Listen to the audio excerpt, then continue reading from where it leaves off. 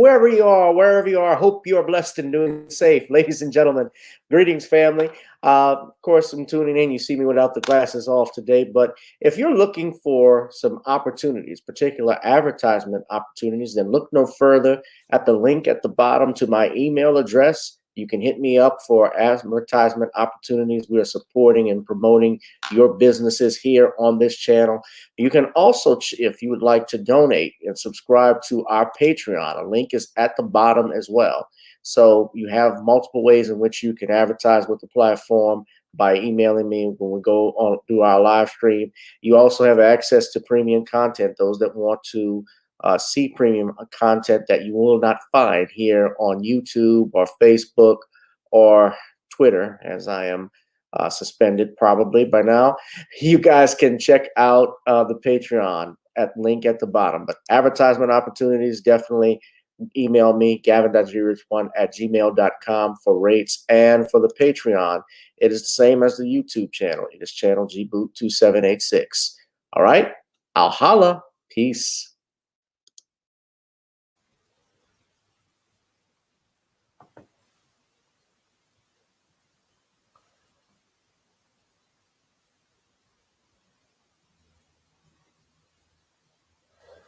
Wherever you are, wherever you are, I hope you are blessed and doing safe tonight. Welcome to another edition of Gavin Richard Presents here on channel gboot2786 on Gavin Richard, on my other backup channel, as well as Gavin Rich 2786. And if you're on Twitter, and Gavin Richard on my Facebook page. Whoever you are, wherever you are, I hope you are blessed and doing safe. Tonight, we are going to be discussing a very sensitive topic, in particular, the attack on our music icons. Drake versus Michael Jackson. Prince compared with Lil Nas X. Really? Also, we'll be talking about resting in power to these two icons, Melvin Van Peebles. Well, this icon, Melvin Van Peebles, and to this brother, AJ Johnson, a comedian, a comedic icon, especially back in the 90s. And as an actor, we've known him from Def Comedy Jam, who passed away. Brother AJ Johnson. Rest in power to both of those brothers. We'll be talking about them. I'll also be discussing tonight an incident that occurred at a Woodlawn High School near Baton Rouge, where he allegedly spits on a high school player and called him the N-word. We have all of this and more, and I will be joined by my panelists today, brothers Shawn James, author of The Man Crisis, and Harvey Superboy from Your World. Gentlemen, how are you today? I'm good. How are you? I'm doing fine. Harvey? I'm great. Yourself? I'm doing good. All this and more, ladies and gentlemen. Of course, we got to pay some bills and give a tribute. Number one, if you would like to advertise, the link at the bottom is gavin.grich1@gmail.com. You can email me for rates. And also check out our company, our seasoning blends, Nawny'sCreoleBlends.com, Nawny'sCreoleBlends.com. Try it on chicken, meat, or fish. Nawny's goes great with every dish. Also, check out my new video, my new single instrumental called Video Soul, that is available on Apple Music and Spotify, as well as other streaming platforms, including Amazon.com. But guys, of course, you know I always like to start off with, before we get down with Getting On Up, which is my first single, my first song. So if you guys would like, you can also go to iTunes, Spotify, and Apple and purchase that. So without further ado, I'll bring the gentleman back in, but let us get on up, please, and let us have a good time. At least try to. So,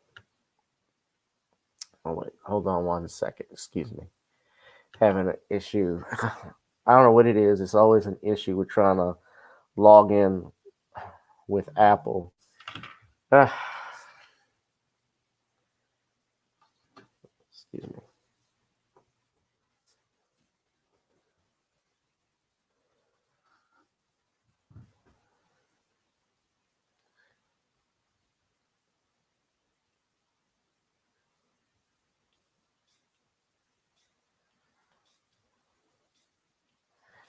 I'm going to get a copyright on my own song. Show me what you got.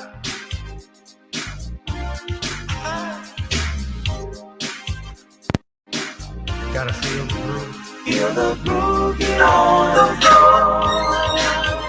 Get on the. Right now the party's wasted. There's nothing much to do. But once the groove gets started, tell me, what do you have to lose? Just look into my eyes, girl, as we glide across the room. And what to my surprise now, the beat takes hold of you. Now if you're feeling like I'm feeling, so come on baby, let's start dealing. Time to get this party started. Ain't no time for the broken hearted. When the rhythm takes hold of you, there's only one thing left to do. Cause the beat is really moving. Time to feel your body moving. Gotta get on up and move your body. Cause when the beat is really grooving, it's time to feel your body moving. Gotta get on up and shake something. Feel the groove, get on the floor. Get on up. Tell the DJ play the whispers. Rock steady in the mood. Put on earth, wind, and fire. Tonight we're gonna groove. Show me how you do the four corners. Electric slide or two. Hit the bus stop or do the bunny hop, baby. It's really up to you.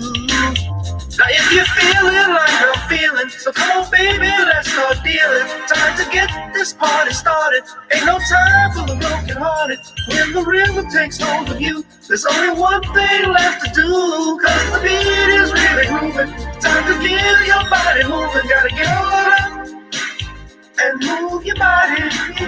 Cause when the beat is really grooving, it's time to feel your body moving. Gotta get on up and shake something. Feel the groove, get on the floor. Get on up. Now 2020 hasn't been the best year of all times. We've been dealing with death, the pandemic, racism, bad policing, and all the bad rhymes. But like Uncle Snoop once said, if you breathe and you achieve. And so if you're ready, I need you all to get on up. Are you ready?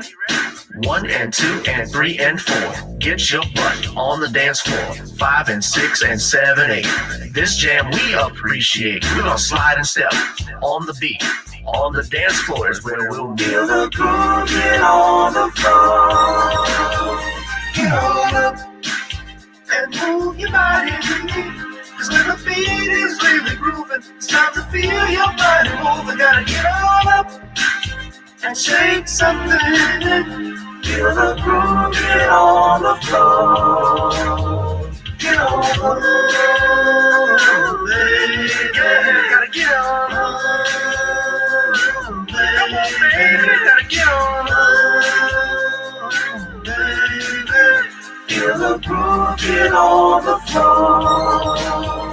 Get on up. Feel the groove, get on the floor. It's time to get on up. Welcome everybody to another edition of Gavin Reshaw Presents here on channel GBoo 2786. Wherever you are, I hope you are blessed and doing safe. I'm out of town right now, family. You know, I took a vacation to be with my family up here in the north. I'm in Cincinnati and I'm really enjoying myself. But I want to talk, obviously, about what's going on in the world and have to stop by. Been a little tough week because I've been under the weather, and we've actually had so many deaths come out that have hit us, especially as a community, hard. And we're going to get into that. Everybody is talking about the Prince comparison, and I'll explain to you in a minute what I've been seeing. But but let's get started.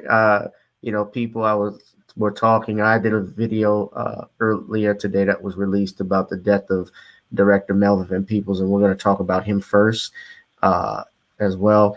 But first, I got to bring on my guest. And if people think, I hear people complimenting me on my voice, that's just congestion. That's all.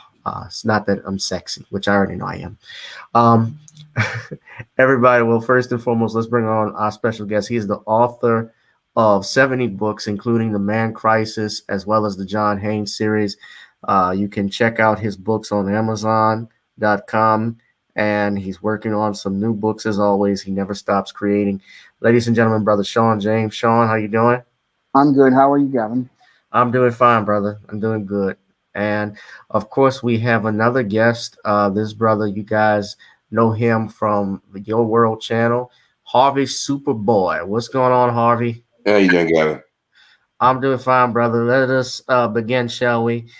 We were talking about sadly, the tragic death of Mr. Melvin Van Peebles, the director extraordinaire, creator of Sweet Sweetback's Badass Song, revolutionary director. He also directed a movie called Watermelon Man in 1970 that starred Godfrey Cambridge, which I talked about in my last video, which was in and of itself groundbreaking. He passed away at 89, the age of 89 years old. You could say he lived a very long life. Of course, it's still too soon for us because we love to cherish our elders as long as we can.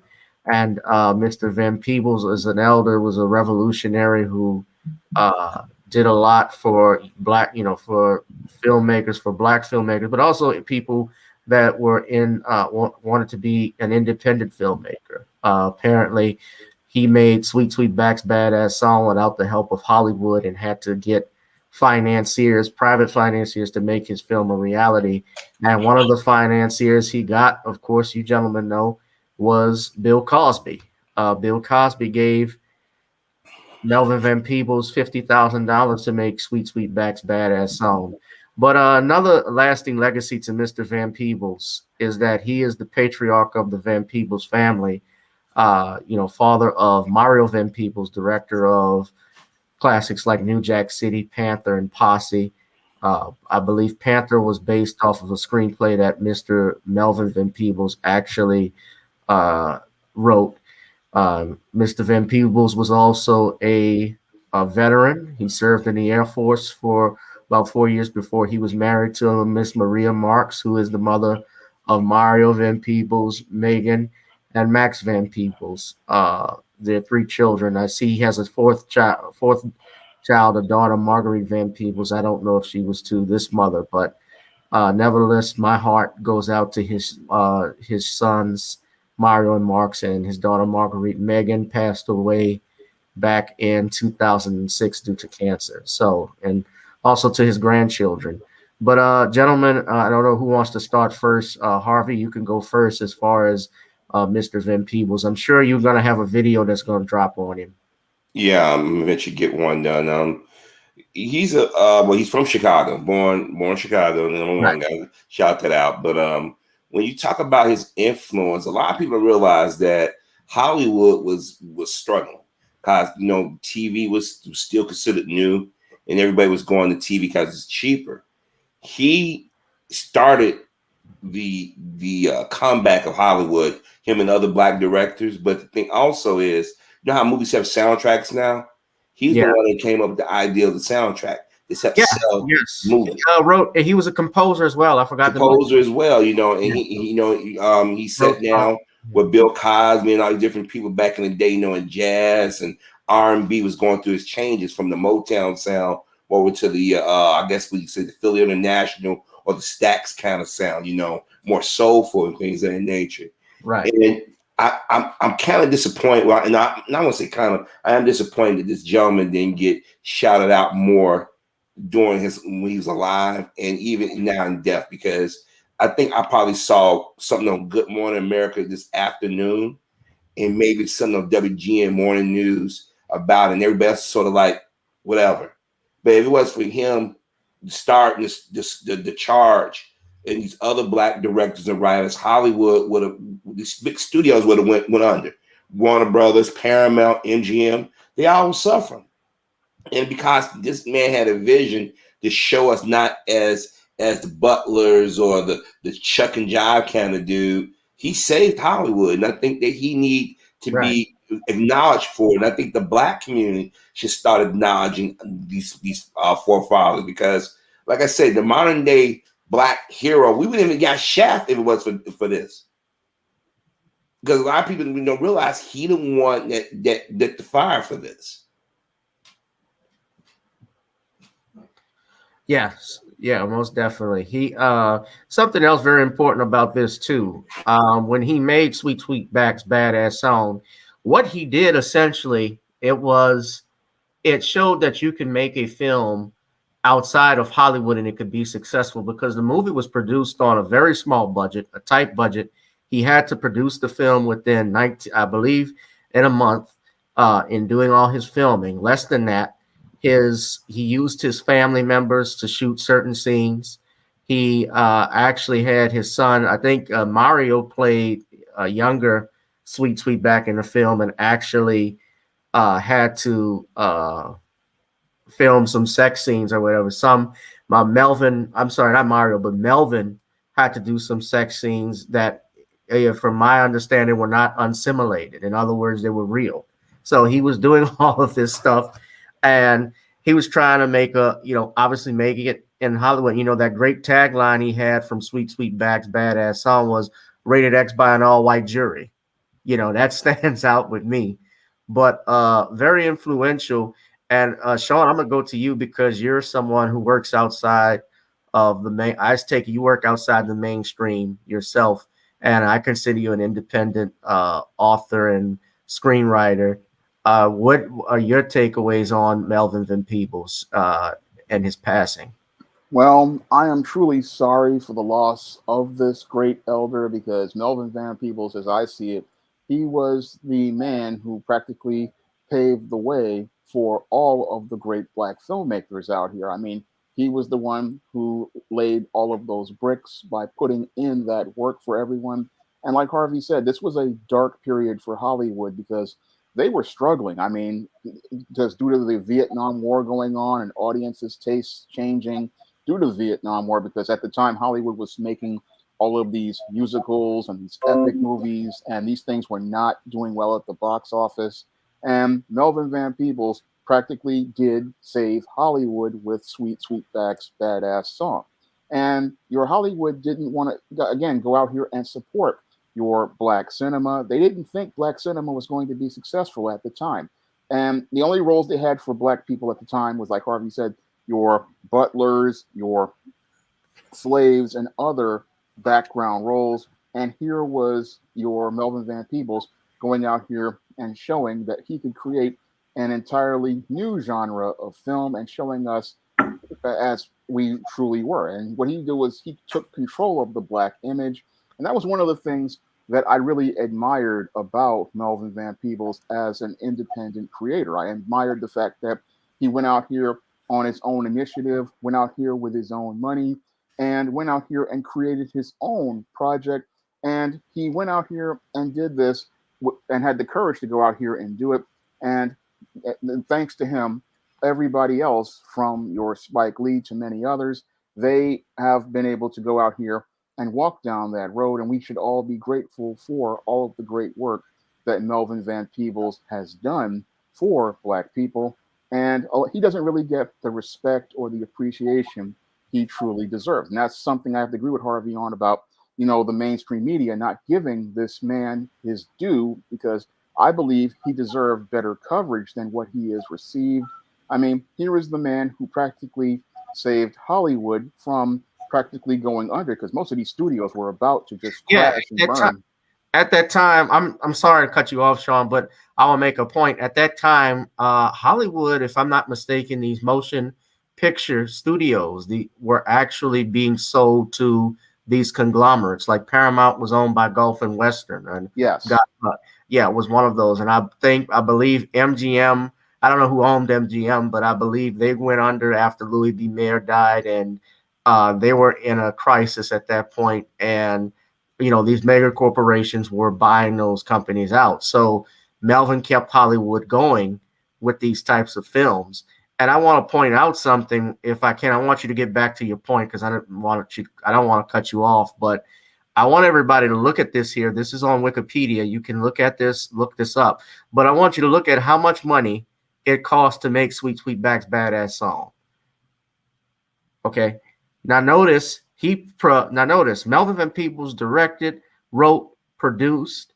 He starred, he acted in it, he edited the film, and he composed the music with another group called Earth, Wind, and Fire. So he gave those guys their big break.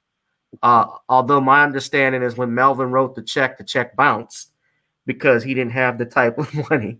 But they still supported Melvin, and I believe it was Melvin's secretary that was dating Maurice White at the time. So the budget was for $150,000, and the box office was 15.2 million.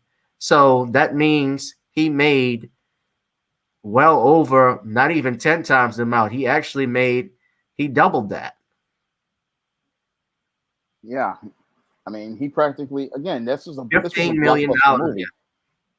This was a blockbuster, and then that era in the 60s and the 70s, that was huge money for a movie with a budget that small. And the fact that he went out here and was able to make this film with such a small budget, I mean, that just shows how creative and imaginative your Melvin Van Peebles was, and his approaches to marketing by using the soundtrack to promote the movie. That was something that was extremely brilliant at the time, because during that time, soundtracks were not considered anything really valuable to film, but he showed how it could be an asset. So your Melvin Van Peebles was he was a groundbreaking, revolutionary filmmaker, and he was a brilliant businessman. And he went out here and he left a lasting legacy as related to Black cinema, because as I see it, he was one of those guys who inspired me to go out here and take control over the Black images I created. Him and Bill Cosby, who helped finance this film. Yes. I mean, both of those men were incredible inspirations to me as a creator. And both of those men showed me that, you can go out here and take control over the Black image, and you can go out here and tell your stories. And you don't need a lot of money to go out here and tell a great story. You just have to believe in yourself.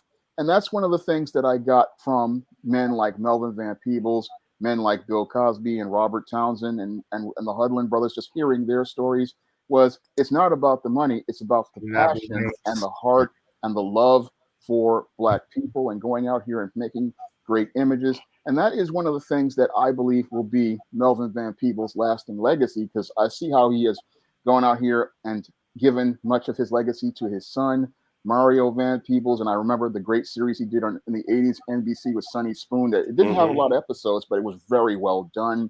And I remember the many of the other films that he has worked with his father. So that's a lasting legacy. I remember Posse. Posse was a classic.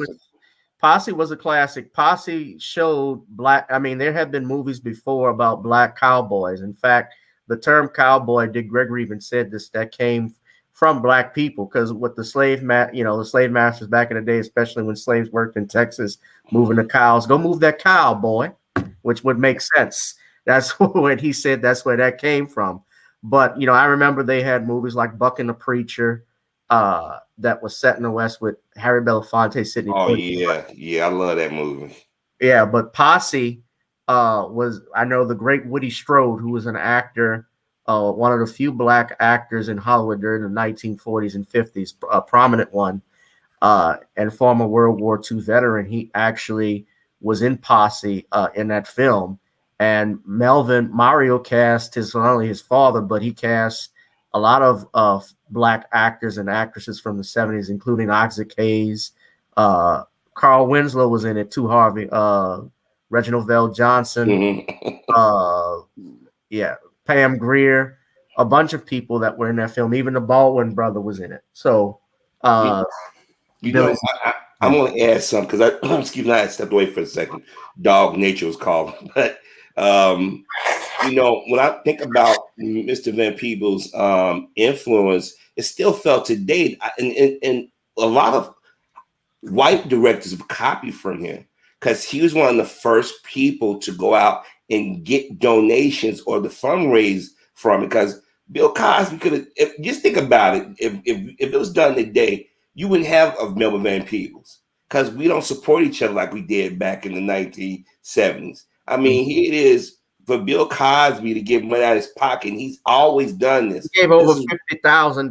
$50,000. And this is why I'm so upset how people turned on Mr. Cosby so fast, because he helped a lot of people who we know. And like I said, Melvin Van Peebles should be a bigger name. I mean, we talk about what's the guy who directed all the Martin Scorsese and Steven Spielberg and all these other directors. But Melvin should be up there because he was one of the first directors to show a black man masculine in a film. Mm-hmm. Or, you know, he was standing up to racism. I mean, yeah, in some ways it may be crude by today's standard. I know a lot of young people look at these movies like, oh, this is phony, this is crude. But you have to understand the product of that time. And like I said, I remember when I discovered this, I was in the Army when I was actually discovered. I mean, I've been familiar with Mr. Van Peebles because of my father. He was like, yeah, you need to watch Melvin Van Peebles movie. And like when Shawn mentioned Sonny Spoons, I remember all that. I remember when I don't remember that one. I remember on Fridays. It was on you know, he had the original with the spoon. I remember all that. And his son Mario should get more respect because he did a cult hit. What's that? New Jack City. He did New Jack City. He did a host. He actually did Posse. Of course, I mentioned that. He did Panther. Panther was a screen, I believe, was based off of a novel that his father wrote. Matter of fact, Sweet Sweetback's Badass Song, why it was so successful was that Huey P. Newton required, the Black Panthers required that film be seen by all of its party members. So they went out and seen it and supported it. And a good movie to see is this movie Badass that Mario did in tribute to his father about making that film. And what you say, Harvey, was right, but something very interesting that happened in that film. One of the things it showed was how Melvin was trying to get money to raise it, and there was a white producer played by Adam West, or financier, that was part of that liberal, I guess, wanting to help out black people. And while he's talking to Melvin Van Peebles, he starts stripping naked and jumping in the pool and makes a pass at Melvin Van Peebles, and Van Peebles walks out. And I say that to say, and that highlights, and I'm glad Mario did this, was it highlights that here was a man who probably could have given him all the money in the world if he offered him some booty, but he chose not to because he kept his masculinity and his manhood and his self-respect first. I'm so glad you brought that up because I need to cut you off. I'm so glad you brought that up. Because that explains if a black man doesn't play in Hollywood, his career is stifled. That's why, if you notice, and I'm not trying to make no attacks on anybody, but most recently the black men in Hollywood who've been getting all the props have been gay. Yeah, we're gonna talk about it later, bro. Because I know. We're gonna talk about one, and we're gonna talk about one in particular. But that you're 100% right. There's an agenda behind that, but. Brother Van Peebles, I'm looking at this, and this is all the work he's done. You can see his filmography. He was actually an actor. I know he was in The Shining, in the updated version of The Shining in 1997. Stephen King, if you remember back in the day, Stephen King had a deal with ABC where all of his novels were basically turned into films, like It, The Stand, as well as The Langoliers, those films.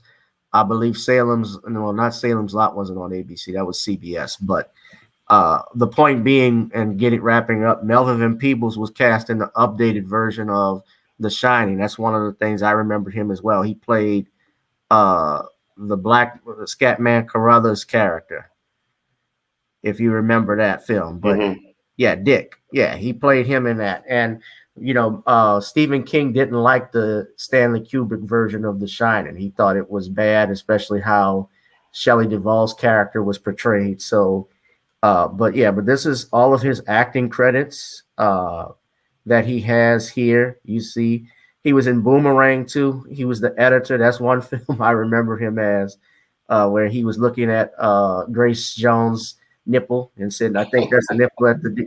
Yeah, where they were editing Shawn James commercial. That was the main thing. But yeah, man. But Sweetback's Badass Song, and he did. But y'all need to check out that film Badass, because it highlights a lot of stuff in Hollywood. It didn't make a lot of money, but this man went from a cable car grip man in San Francisco to becoming a revolutionary filmmaker. He actually wrote books. He was an author and composer. So Mr. Van Peebles lived a full life. Rest in power, our brother. He also helped Tariq Nasheed a lot, from what Tariq even talked about when he was making his documentaries. And this man did it all. And we say rest in power to him. I know his son is doing a play, Mario, that he plans to do as a tribute to him. And that legacy still lives on, especially he has grandsons. I know his grandson, Mandela, Mario's son, is actually an actor. He was in the last one of the Saw movies. So shout out to them as well, and my prayers to his family, rest in power. But also, guys, we have another person that passed away sadly as well, in this comedian AJ Johnson, who I'm aware of because AJ Johnson, of course, worked with Master P back in the 90s doing movies like I Got the Hook Up, Hot Boys. He did appeared in the sequel I Got the Hook Up to. And while no cause of death has been released, still it's a tragic situation that happens because the brother was still young at 55 years old. And I remember AJ Johnson from the first movie he did, Harvey, was House Party.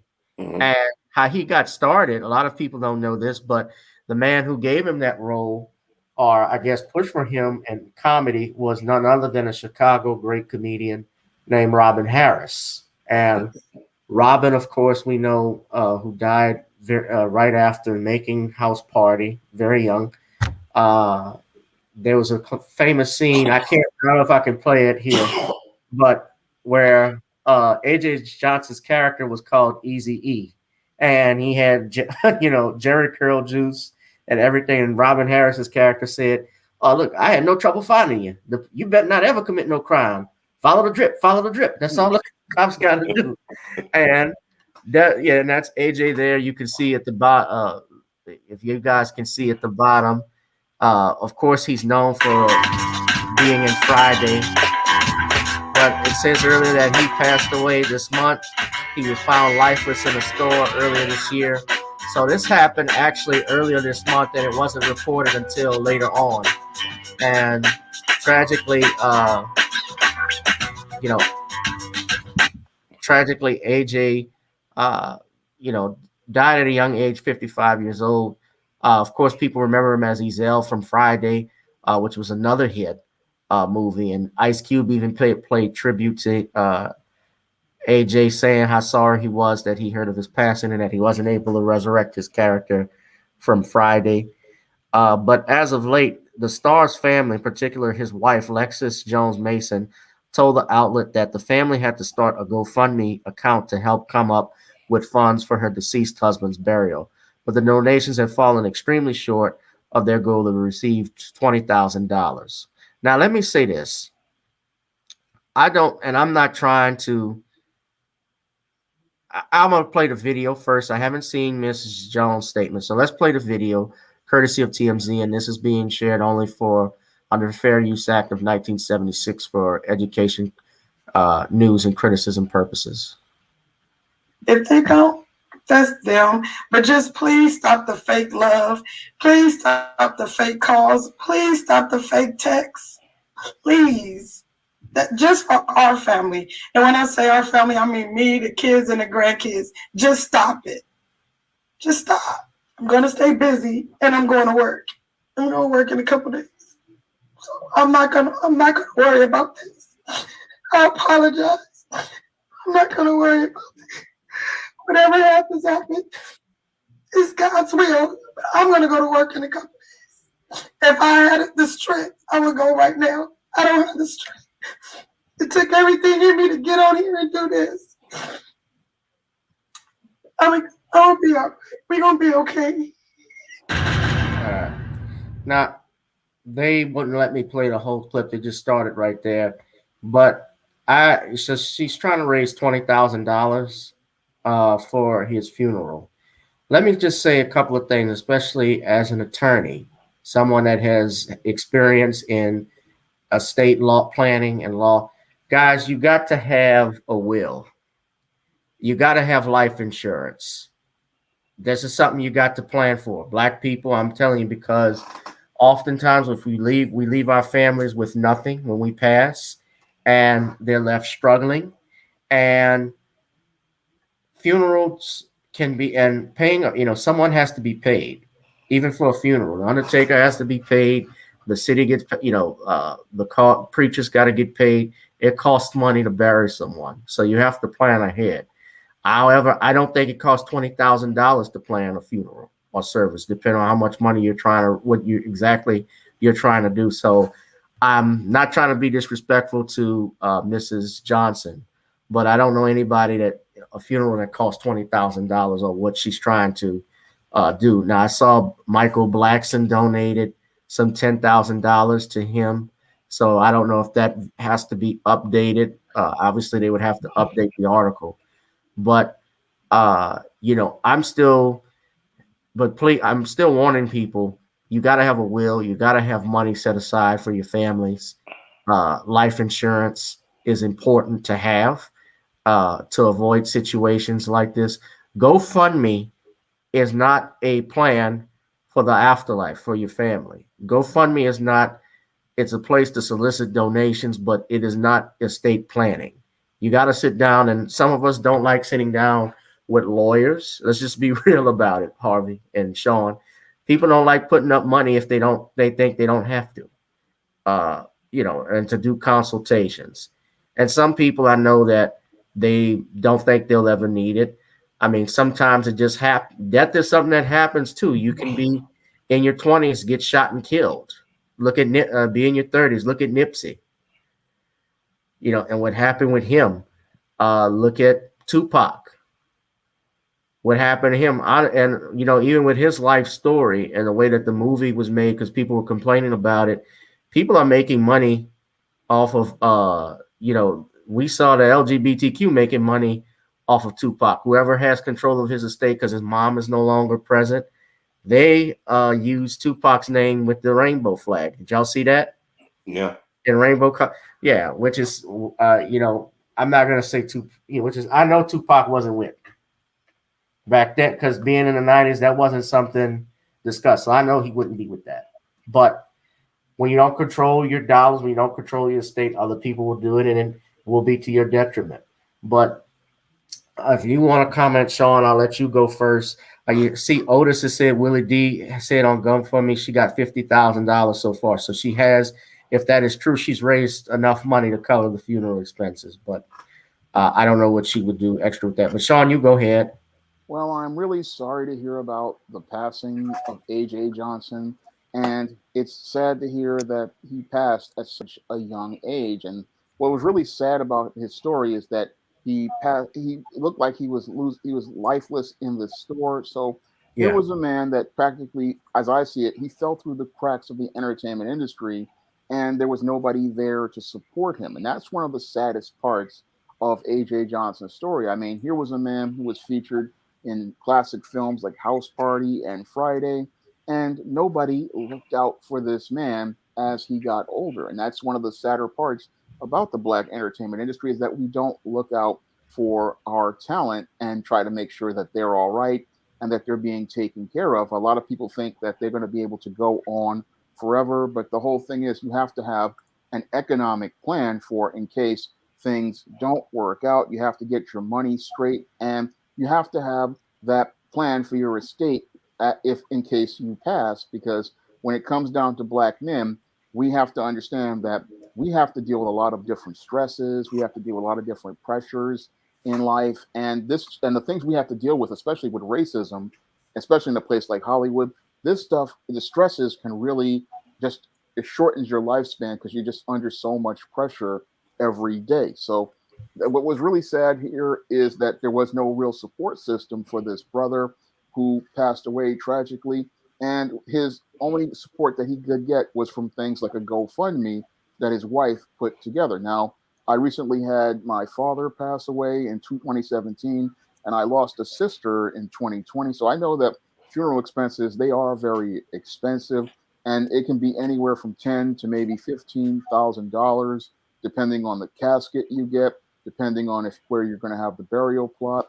And it can get really up there as related to expenses. So $20,000, it may seem like a lot of money, but when you start breaking down the cost, and then you have to start doing other types of arrangements, it can really get up there as related to those costs. And again, a lot of times with a lot of black folks, we're so busy thinking that we're going to be here for a while. We don't really do long-term estate planning, but we have to start really thinking about that early on, especially when we get some money. I mean, when a lot of black folks get money, we would be thinking about, trying to just get ourselves started, because it's very hard to get money, but you have to have a plan in case you pass, and you need a will to take care of the business, to make sure that your wealth can go out here and be disseminated among your family members, and you can also make sure that your burial is taken care of.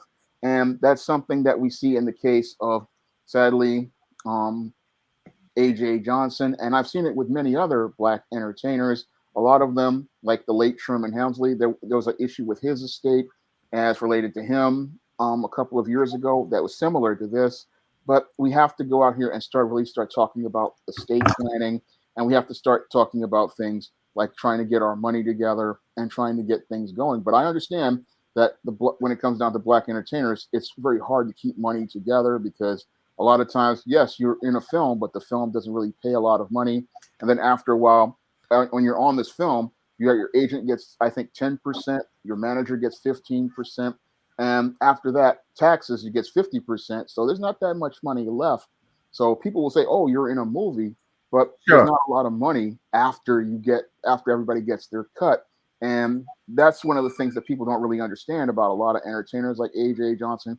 Yeah, you're in the movie, but there's not much money there. And you have to plan on how you're going to live off that money. And you also have to plan for your estate as well. Yeah. Well, let me just clarify something with what you said. Well, how funeral expenses can get costly. I'm no doubt that they can, but it also just depends on what exactly you're trying to do. If you're trying to go out with a full service, or who you're obviously are going to pay and who's going to do the casket. If you're trying to do a cremation, and some people don't like doing that, a cremation may start at about $800 or so. Well, cremation here in New York is $1,500. Okay. That's for a basic cremation, but casket services, there's the funeral, and there's the wake, and if you want to have on the state, yeah. So there's different services that you can have. You can have a service, you can have a wake, and if you have both of those services, it's going to cost some serious money, because you're having two services. You're having a wake where the friends and family come, then you have a service, then you have to pay the pastor to preach. Right. I mean, it's a lot of expenses. I dealt with this in 2017, and me and my family member, we dealt with this in 2020 as well. So it can get up there. Yeah, well, we had that. I mean, I've had it too, because when my grandfather passed in 2014. But my grandfather, being that he was a military veteran, he had benefits and insurance that was available. I've never really. We had things prepared, and he did too. Because when we found out when we found out months in advance that he was getting ready to go, based off what his doctor said, and a man that never had lung cancer, never even smoked his whole life, man. It's 96 years old, but you're absolutely right. Those things can add up, Shawn. But yeah. And I want to say too, with AJ Johnson, if anybody wants to laugh, go and watch his stand up when he was hosting Master P's No Limit Comedy Stars. That's on YouTube. Just look it up. And he had people like him, Eddie Griffin, and some other guys who tore up the stage. But AJ Johnson was going off making fun of Mike Tyson in the audience. So you should take a look at that. But Shawn, AJ Johnson, rest in peace. But I want Harvey to say something. If you got something to say about brother AJ Johnson. Well, first of all, it's sad to hear that he passed at such a young age. He's a part of Gen X. People got to understand that, 55, man, that's young. I will hope. I don't know how it worked. I forgot how SAG. I don't know if he was a SAG member or not. If he was a SAG member, I They think get they would have helped. insurance. They would have helped with the insurance, unless he had to pay a fee every year or something like that. But also, he had spoke about that his career was messed up. I think he did an interview some years back. We called out Ice Cube, and sort of like they think that maybe him and Ice Cube having a fallout could have dampened his career. I remember that was actually with Vlad. Yeah. So so I know that he said he struggled because he had some health issues. He had a stroke at one time too, if I'm not mistaken. So that and that could probably be a contribute, but we assume that we got tomorrow. We don't know when we're gonna leave.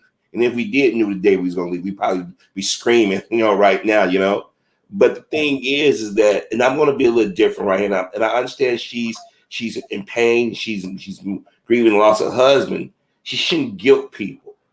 Because like she was guilting people like fake fans. Look, a lot of people, like Shawn said, when we think about people in Hollywood, we think they got money. And a lot of people work from gig to gig. We don't know how he was working, if he was working, you know what I mean? And the thing is, like you said, we need to stop planning accordingly. We need to quit assuming. Because I think the last decade or so, everybody's used GoFundMe or some type of GoFundMe type service to seek funds from everybody. Everybody don't have the funds to give. You know what I mean? And it's not that nobody want to help, just that people got their own issues too. And an ex other human being and say, give me some money and I don't know you, that takes a lot. And like I said, I'm not slamming her because she's going through the morning price. But when she went to TMZ, I sort of like, like I said, I know what it's like to lose love because my family, we had the same issues. Things were not planned out in a certain way. And then my sister was murdered. We as siblings to make a decision to have my sister cremated because these ceremonies are very expensive. And right now, I think they did a report. This guy on YouTube years ago said a lot of these funerals shouldn't cost them the amount they cost. It's just that people know you're grieving. They can take advantage of your grieving, because a lot of the coffins that you buy, they don't hold up after 2 or 3 years. Because people don't understand when you bury somebody, if you don't have them buried in the proper way, those the elements get to them. So you wasted all that money buying these expensive coffins that you're only going to see at that one ceremony. So I mean, I started looking at things a little bit different, and I hope I didn't offend anybody, but I don't know, I think she approached it wrong. Right. And I get what you're saying because when you're trying to look, I had somebody that wanted me to ask me for money, and because they're going through a tough time, but hell, I'm going through a tough time too. I'm working like everybody else, and it's not that I wouldn't want to help someone if I had the money. If I was a multi-millionaire, I believe I could fix some of the problems we have in our communities. I believe I would be more than willing to help people on the street. And I have. Even when I didn't have something, I've given money to people when I wasn't making any money. When I was a college student, we used to have people, those, I hate to say words like bum or beggar, but people who were panhandling, asking for money, brother man, like even Robin Harris talked about it when you go to the gas station, brother, my family at home starving. Well, you ought to be home with them, just I'd give, I used to give people money, but sometimes I didn't. And especially now when I'm in New Orleans and and it's everywhere. I'm not just singling out my city, but you got to be careful too, giving people, strangers money, because you pull out bills that you don't want. They'll either snatch it from you or they'll try to rob you. And that has happened. But in a situation like this is a little bit different than obviously somebody at a gas station.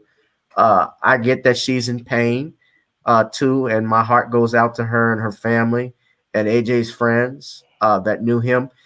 Shout out to Michael Blackson and Willie D. If they gave, Michael Blackson, if he gave $10,000 to her to match, because and I can tell you too, Harvey, being a stand-up comedian, comedians don't make money on the road. It's how they make their money. They make money on the road, but you deal with shady promoters. You deal with people not making money all the time from your work. One of the ways comedians makes money is when they're on the road, they try after a performance, meeting with fans and selling their t-shirts or selling their DVDs because it's a hustle until you obviously if you're talking about getting on television, and or you become someone like a Kevin Hart, or I don't know who another black comedian is that's top 20, or someone like that, Martin Lawrence or Eddie Murphy, and your money is loaned. You know, that's not. You notice those guys don't go on the road doing stand up anymore. In particular, Eddie, because he's done that before. He made his money very quickly. He didn't have to do it. Can I add something to that? Also, Yeah. it shows how selfish Black Hollywood is. Because you would think that we would have something together for these people to entertain instead of asking the average citizen. And maybe I'm wrong for thinking that, you have all these rich celebrities, like you said, they have that kind of money. What they say, what, we shouldn't see a brother struggle like this, because the man, he entertained us, but you would think other comics in that field would say, hey, let me step. I mean, Michael Blackson, yeah, but you know what I mean. I mean, maybe I'm not making myself clear. Where are the other black comedians that did they help him out? Exactly, because they he opened a niche, because I remember when Friday came out, oh my neck, oh my back, my neck and my back. Everybody said, I think for a good 5 years. Yeah. It's like, I've fallen, I can't get up. It's all you heard. No matter how old it got, people still knew that. And my thing is, right now, when you talk about AJ, you talk about Friday, you talk about Chris Tucker and AJ. And mostly all the people in that movie Friday are practically gone now. Yeah. It's tragic. And that's the sad part. And I don't know. Like I said, I don't want to attack, like I'm criticizing his wife, but I just think that she went to the wrong forum and attacking the fans. If she want to say fake people, then she should say the people he worked with or was in Hollywood with him. That's what I might be, because these brothers have platforms. Pardon me? I'm pretty sure, Harvey, let me just say this in fairness. I don't think she went to TMZ. I think they came to her. Okay. Well, I can understand that.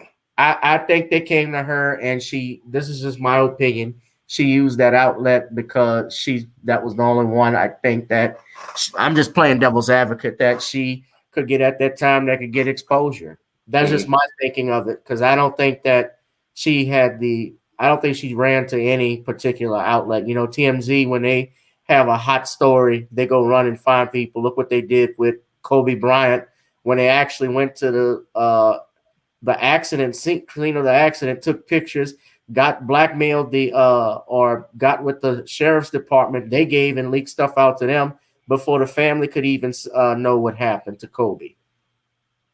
Yeah, but I hear your point. No, but I hear your point. No, but finish what you were saying, Harvey. I cut you off. No problem. I think a lot of us we got a lot of these things as black men. We see a lot of these different things going around us. My thing is, and like I said, I'm not trying to get anybody pockets, but it would be nice that you got a bunch of brothers and sisters, mostly brothers, should be looking at, because we lost a lot of young black men the last 2 years. Heart attacks, cancer, diabetes. I mean, we just was it Michael Williamson just a few weeks ago? You know what I mean? Yeah. And it's like how can I say this? I'm 45 now, and I'm starting to think about my mortality a little bit more. And the thing is, like you said, we got to stop planning ahead. And I think we don't like to think about death. And I mean, I don't like thinking about it. But the thing is that, if you have a family and you have a wife, you need to stop planning ahead. You know what I mean? But your wife won't have to be asking anybody for aid. Because the first thing pop in my head, like, you guys are married and you guys say your stuff in order. And I mean, I shouldn't say it like that, but that's what pops in your head. Right. I'm just being honest. Right, and I'm seeing that too. Look what's happened with DMX. His girlfriend's trying to get money, but they were never married, and he didn't have a will, so she ain't gonna get nothing. I mean, Nipsey's fiance, Lauren London, they weren't married. They had a child together. My understanding is that his brother and sister, who are handling his estate, they're looking out after her, which is a great thing. But if you don't have a will. And a will can be in your own writing, as long as your handwriting, as long as you sign and date it, or it could be a notary. I prefer you go to a notary and do it because then there's no question. You know, and yeah. And you would think that we would have learned after Prince, after Michael Jackson, is about having your paperwork and stuff in order, because look how they've sold off Michael Jackson's legacy and look how they sell the Prince legacy. I think his siblings were just in the news recently. They sold some more of his catalog or whatever. And the thing is, Prince wasn't that close to his siblings at that point. So now, the more we talk about it, I need to get my stuff in order, you know. Well, I'm glad you brought that up, Harvey, because that's going to be our next topic. You can finish. You go ahead and switch topics. Finish your sentence. And I was just thinking about that because even when you have people who are mega rich, don't have their stuff because we don't like to, like I said, we don't like to think about passing on. Because I know by me being a veteran, I know they're gonna bury me somewhere. You know, they're gonna take care of me. Either gonna be buried in a military cemetery or what. It just what you want to leave to your family, the legacy. But I still just found it hard to believe that if he wasn't a member of SAG, Shawn, is that correct? Is it SAG? Yes, it's Screen Actors Guild or AFTRA. It's two unions, but they should have been looking out for him. Yeah, because I think once you get into acting, I think unless there's a membership, is that you have to keep a membership. I think that was as long as you do a movie, because he did movies and TV shows or did comedy specials. I'm pretty sure he had to be a part of that to get any residuals from Friday. Yeah, he had to be part of a union in order to get residuals from any film that he did, and any film that was distributed had to be a union project. So there should be some sort of help from him for the union.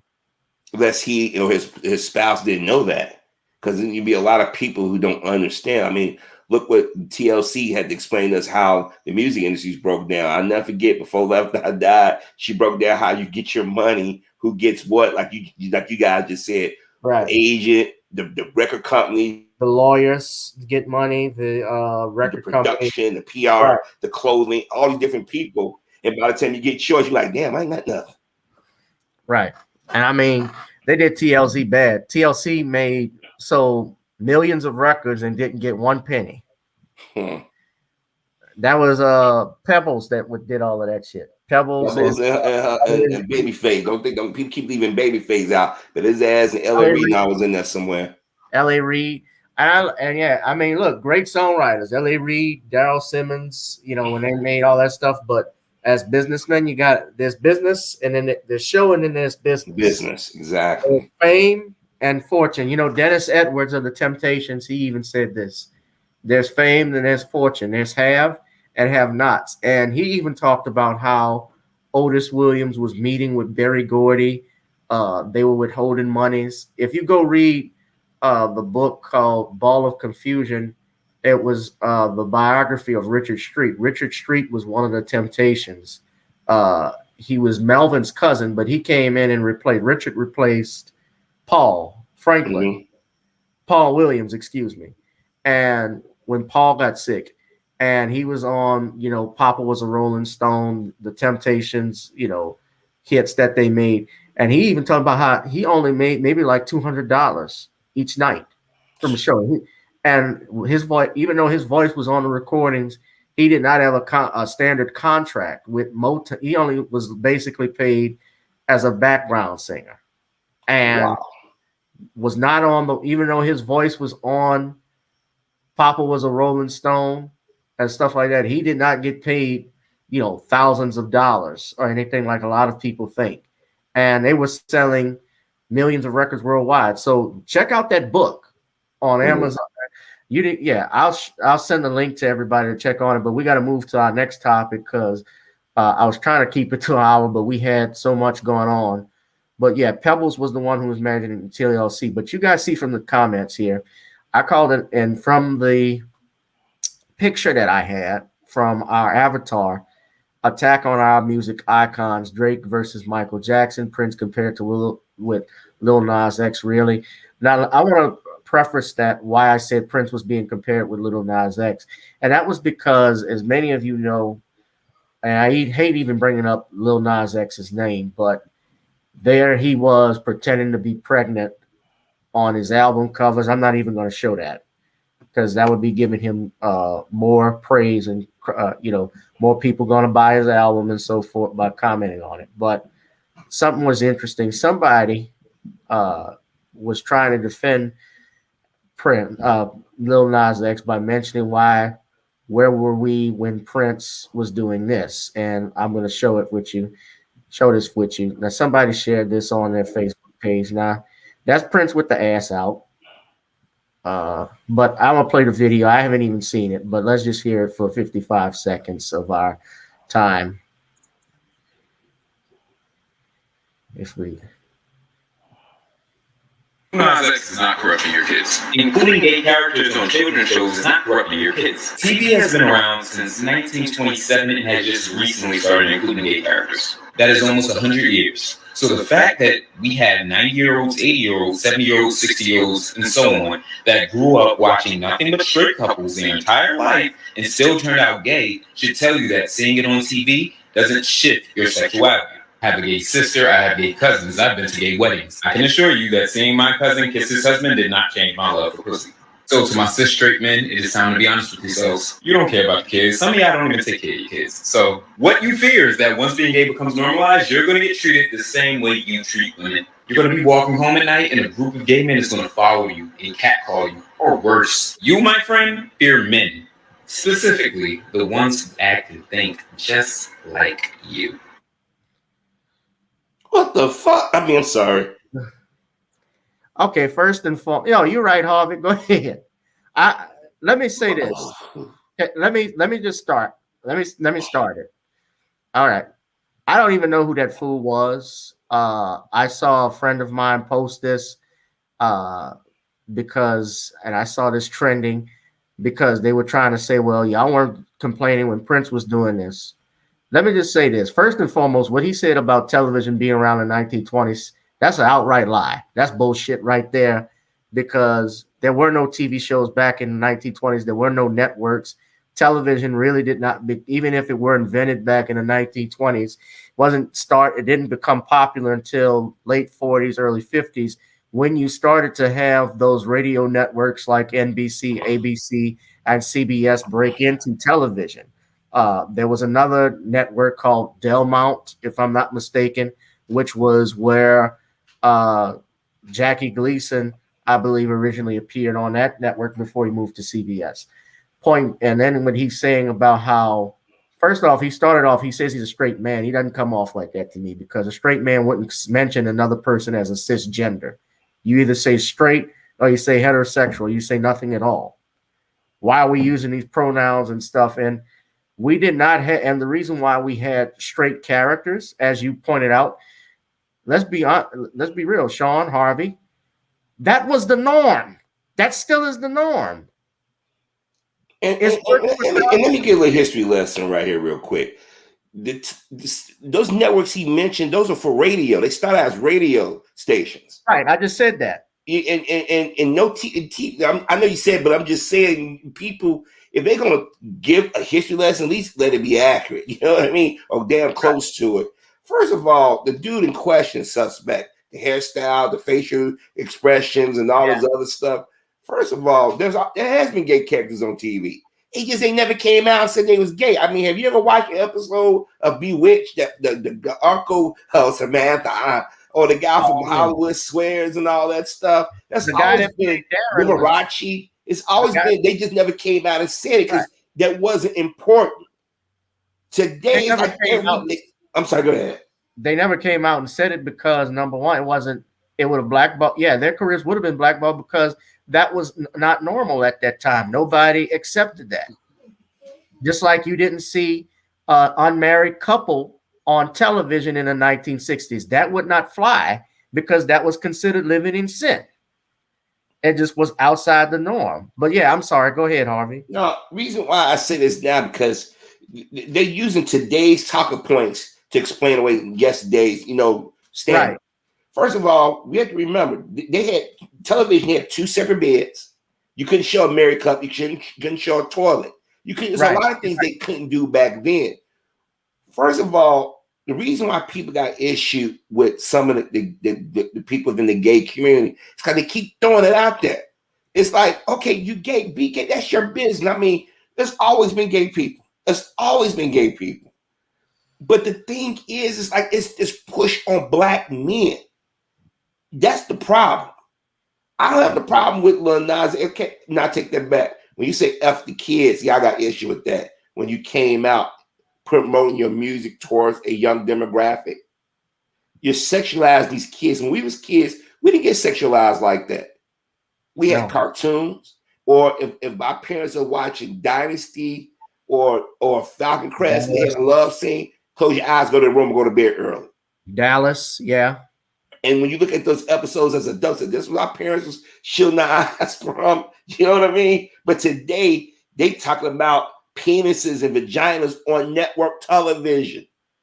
And then every time there's an award show, they got a flamboyant black man.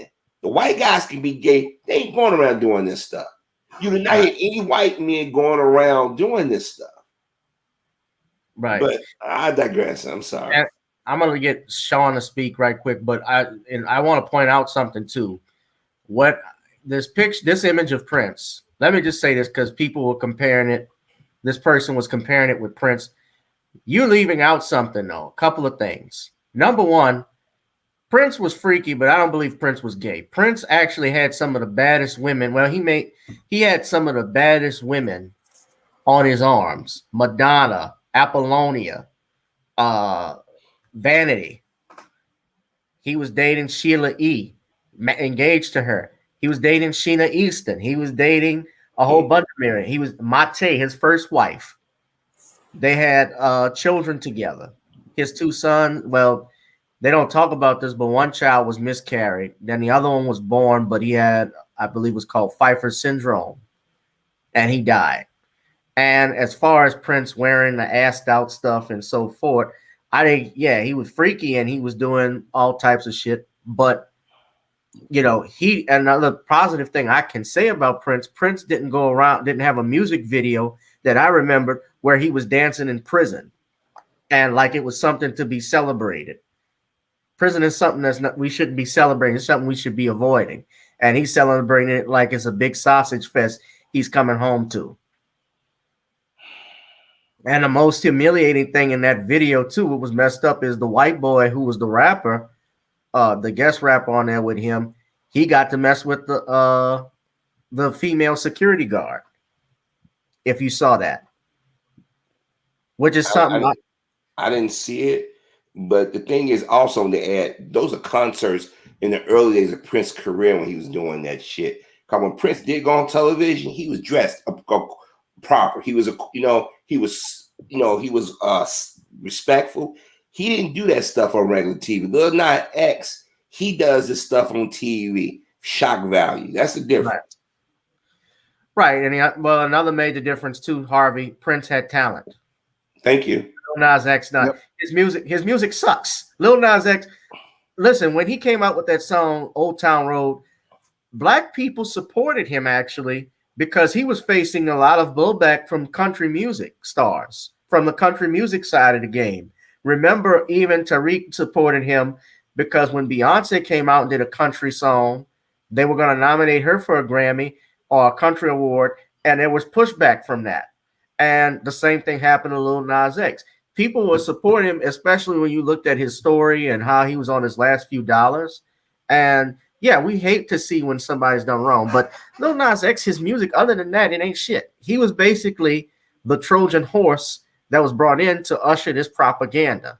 Just like I think Obama on the political side was a Trojan horse to bring in LGBTQ and push that over black rights. I believe, if anything, I agree with Dr. Umar Johnson on this stat. I think he was pushed to do that.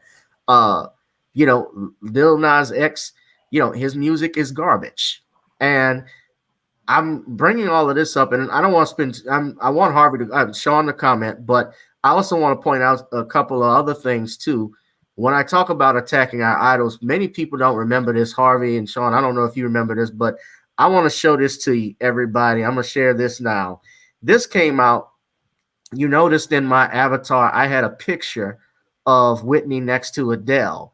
And that was because they were actually comparing Adele to Whitney Houston and saying, will she be the next Whitney?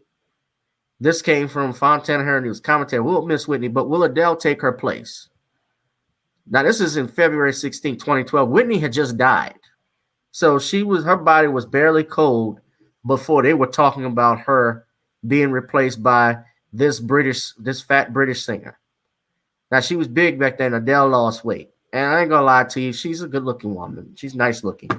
And she is a talented singer and songwriter. I'm not gonna take that away from her. But you comparing her with Whitney? Really? Whitney has records that have yet to be broken. And there was this brother, there's this brother who actually wrote this article. I want to share this one with you now. I'm trying to go through it quickly, but I want Shawn to comment. But he actually wrote this article saying, "Stop comparing Michael Arceneaux. Adele's great, but let's stop calling her the next Whitney. Give Adele her due, but not at the expense of another." And he basically said, Adele is an extremely talented singer, but Whitney Houston is a once in a lifetime vocalist. There will never be another Whitney Houston. Whitney Houston, notably at her prime, was such a premier talent that Whitney Houston herself struggled towards the end of her life, living up to such a high standard of singing. Houston could literally do any type of singing and do so flawlessly.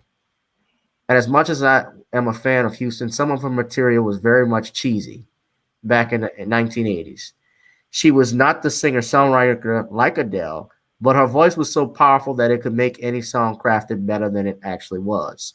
Now, he's absolutely right on that, because Whitney took the national anthem and made you tremble when she sung that at the Super Bowl. People still get goosebumps over that performance.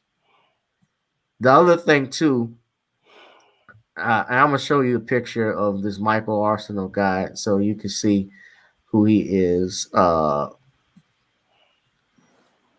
This is Michael Arceneaux. Damn. The moistness is real.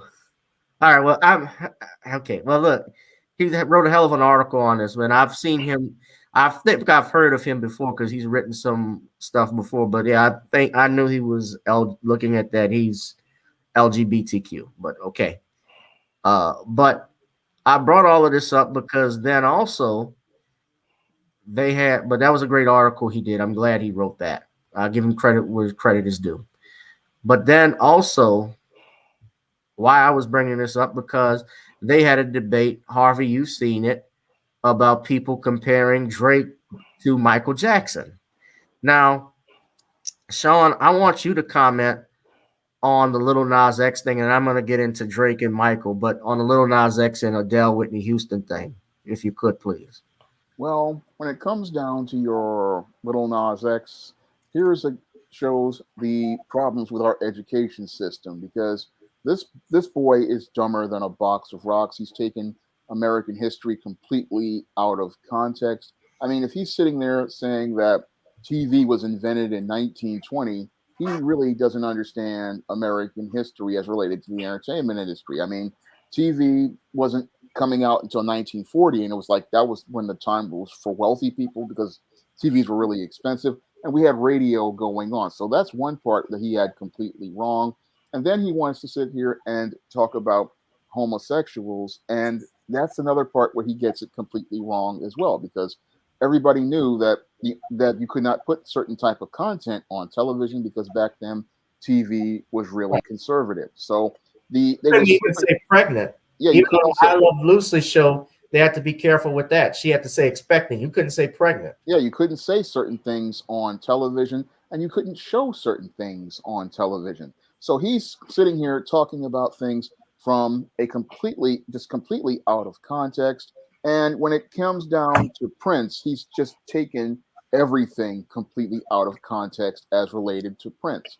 Now, yes, your Prince was very flamboyant, and the whole outfit with the butt cheeks out, that was something he did at a concert. And what people have to understand is that at that time, the early 80s, the punk scene was big at that time, and a lot of guys were dressing punk. So what Prince was doing was all part of that whole punk aesthetic. So a lot of people they get a lot of things completely mixed up as related to history, and they want to try to attach their agenda onto it. But your Prince was a very heterosexual man, and he would dress very flamboyantly because that's how you get attention as a performer. So he would go out here and put on these elaborate outfits to draw attention to his music. But Right. Prince's music was just absolutely fantastic. I mean, I remember when Purple Rain came out when I was a kid, and I think it was 84 or 83.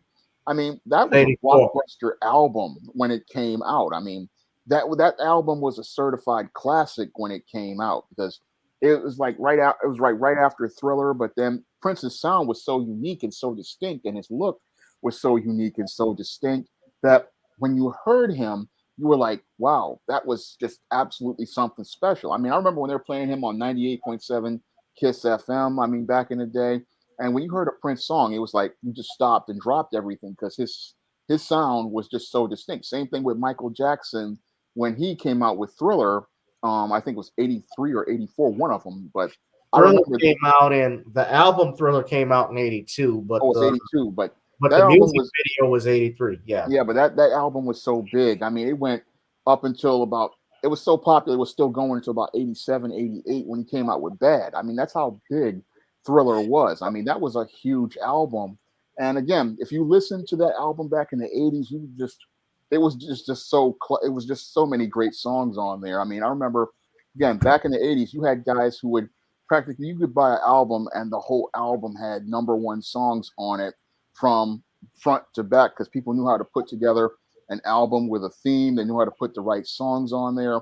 And your Little Nas X, he cannot even go to Prince's level. He's not even on that level musically. I mean, his little children's music with Old Town Road. I mean, that's something that back in the 80s we would put on a Disney album. And they're trying to make it like he's some sort of talent, but he's a no talent. And he's a no talent who's only known for Nobody. his gimmick and for his sexual orientation. Outside of those two things, he does not have a sound like Prince had. He does not have a sound like Michael Jackson had. He does not know how to put together an album the way that they did. I mean, when guys like Prince and Michael Jackson would go into the studio, they would be coming in with a plan as related to their album.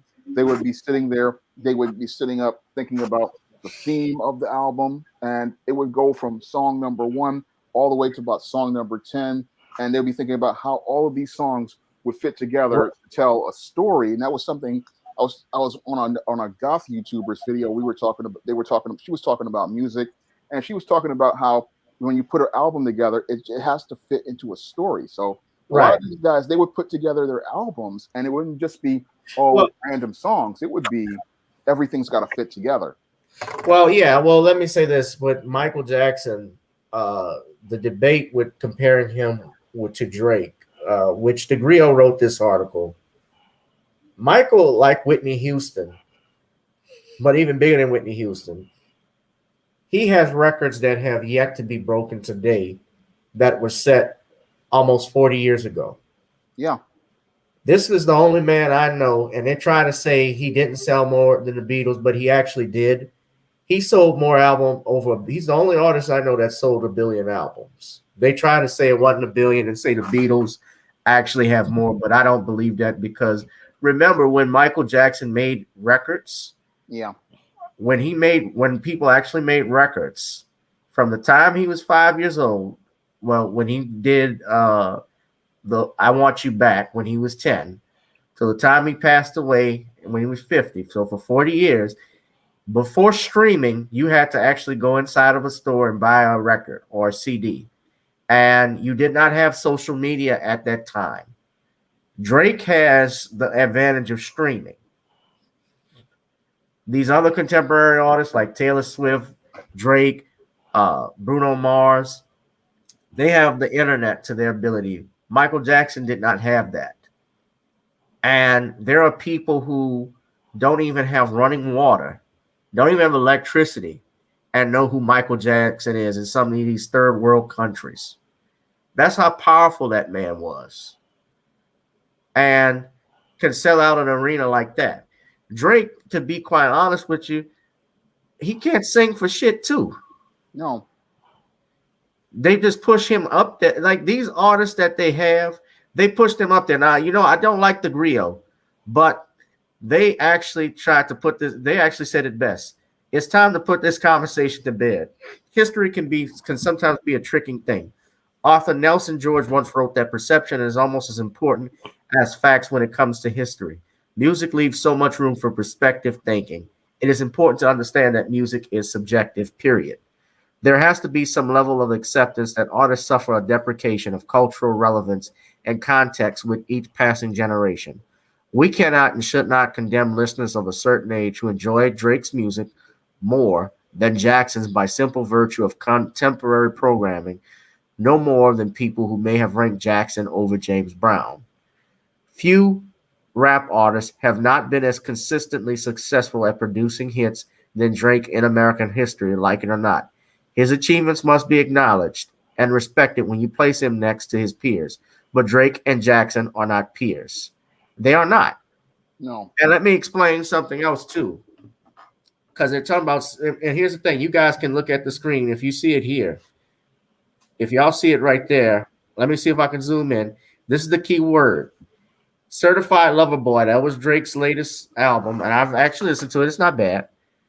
Has a staggering 744 million streams within its first week, as reported by the New York Times. But you see the key word?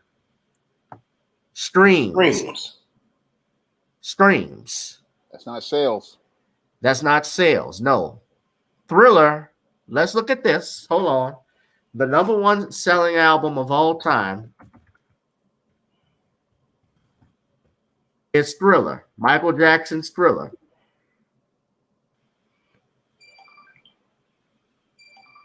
They say 40 million, 48.9 certified copies. They tried to say the Eagles broke that, but what they were doing and talking about was the RIAA best-selling. RIAA's ranking as that the Eagles' best-selling greatest hits outsold Michael Jackson's Thriller.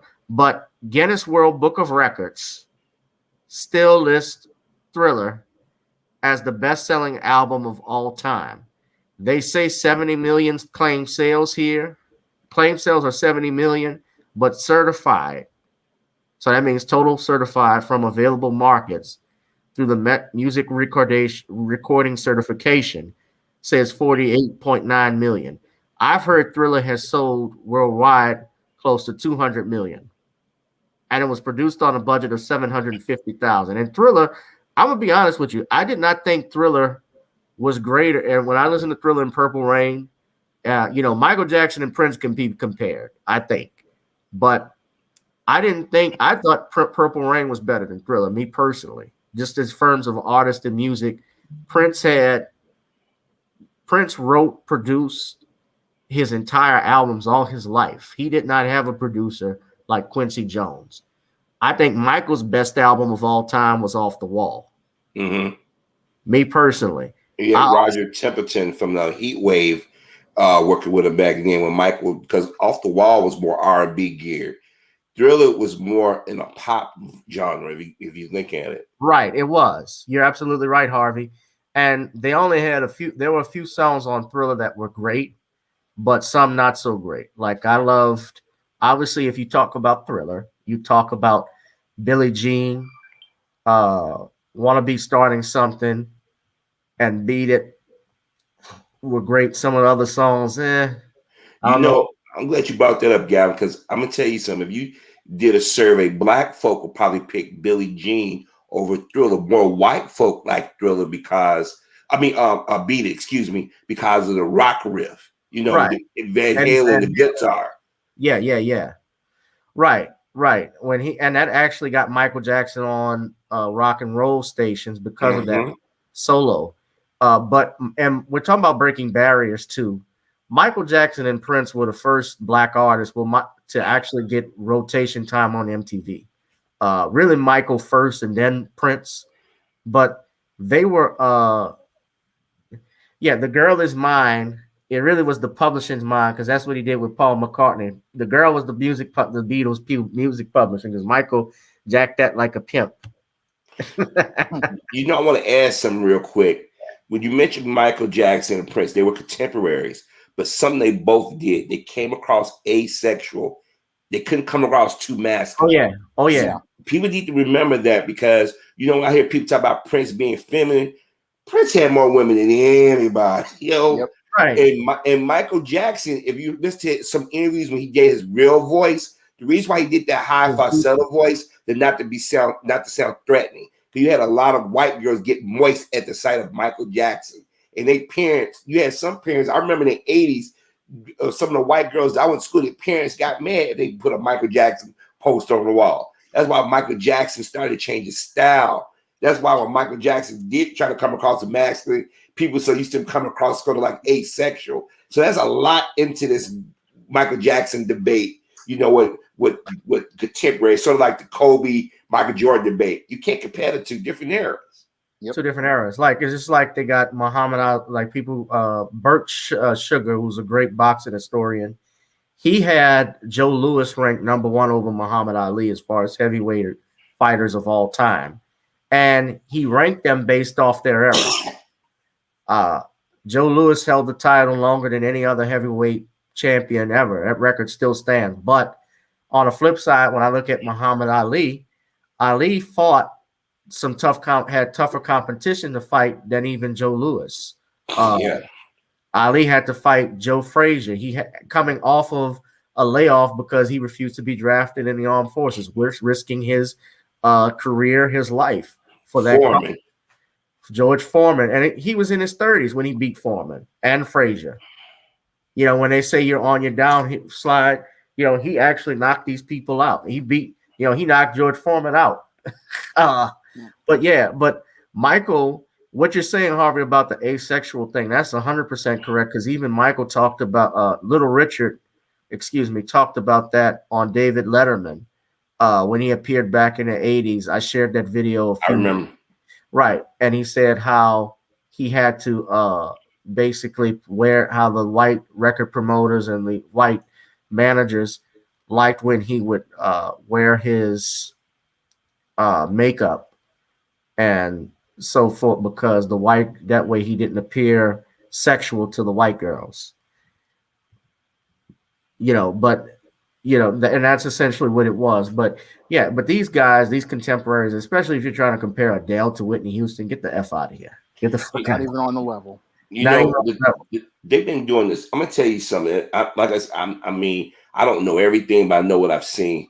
They've been trying for that great white hope since Michael Jackson came out with Thriller, whatnot. Because at one point, if you look at me, blasphemous, man. Yeah, because if you think about music, even in the 70s, when disco, or as they dub it, disco, white started to emulate black sound back that whole decade. It seems like every time we create something, they want to take hold of it and claim it. Like when you brought up the Eagles, you do know the greatest hits on top of their actual albums. Because they shouldn't even count greatest hits. You know what I mean? That's just a repackage of what they already put out. So the Eagles technically shouldn't be even included in the same sentence with Michael Jackson or these other people, because Michael Jackson, we didn't start seeing Michael Jackson greatest hits after he died, to be honest with you. Because Michael usually did something, every few years that was new. And it would, like you said, it would carry over. Like Thriller or Beat It, wherever the album Thriller came out, 82 up to 87, like Shawn said, until Bad came out, people were still playing it. And then when Bad came out, up until when he did Remember the Times, whatever, people still playing. Michael Jackson, the only artist, and Prince, the only artist that I know that people played their music like that. Until Drake, Adele, and all these other people are able to do that. No, you can't compare them. And I think it's an insult to the actual performers. Because Drake had to have people write his music. He had to go get producers, various producers, to keep him, hip and relevant and things of that nature. And then, like I said, the Michael Jordan Kobe comparison, different eras. Drake is a rapper, so how can you compare Drake to Prince? You see what I'm saying? Right. And look, about the Adele thing, I'm looking even on Wikipedia. I just want to share this. I want everybody to look at this, though. this is what I was talking about was the recording, and it's very dangerous when it's bad when you deal with these people because of course they were trying to look for this, but this is best albums, selling albums of the United States. So this was from the recording, the RIAA, which is the Recording Industry Association of America. They're the ones that said the Eagles, their greatest hits, is the best-selling album of all time in the United States by 38 million sales. Now, that year was in 1976, but Thriller was in 1982, so 6 years later.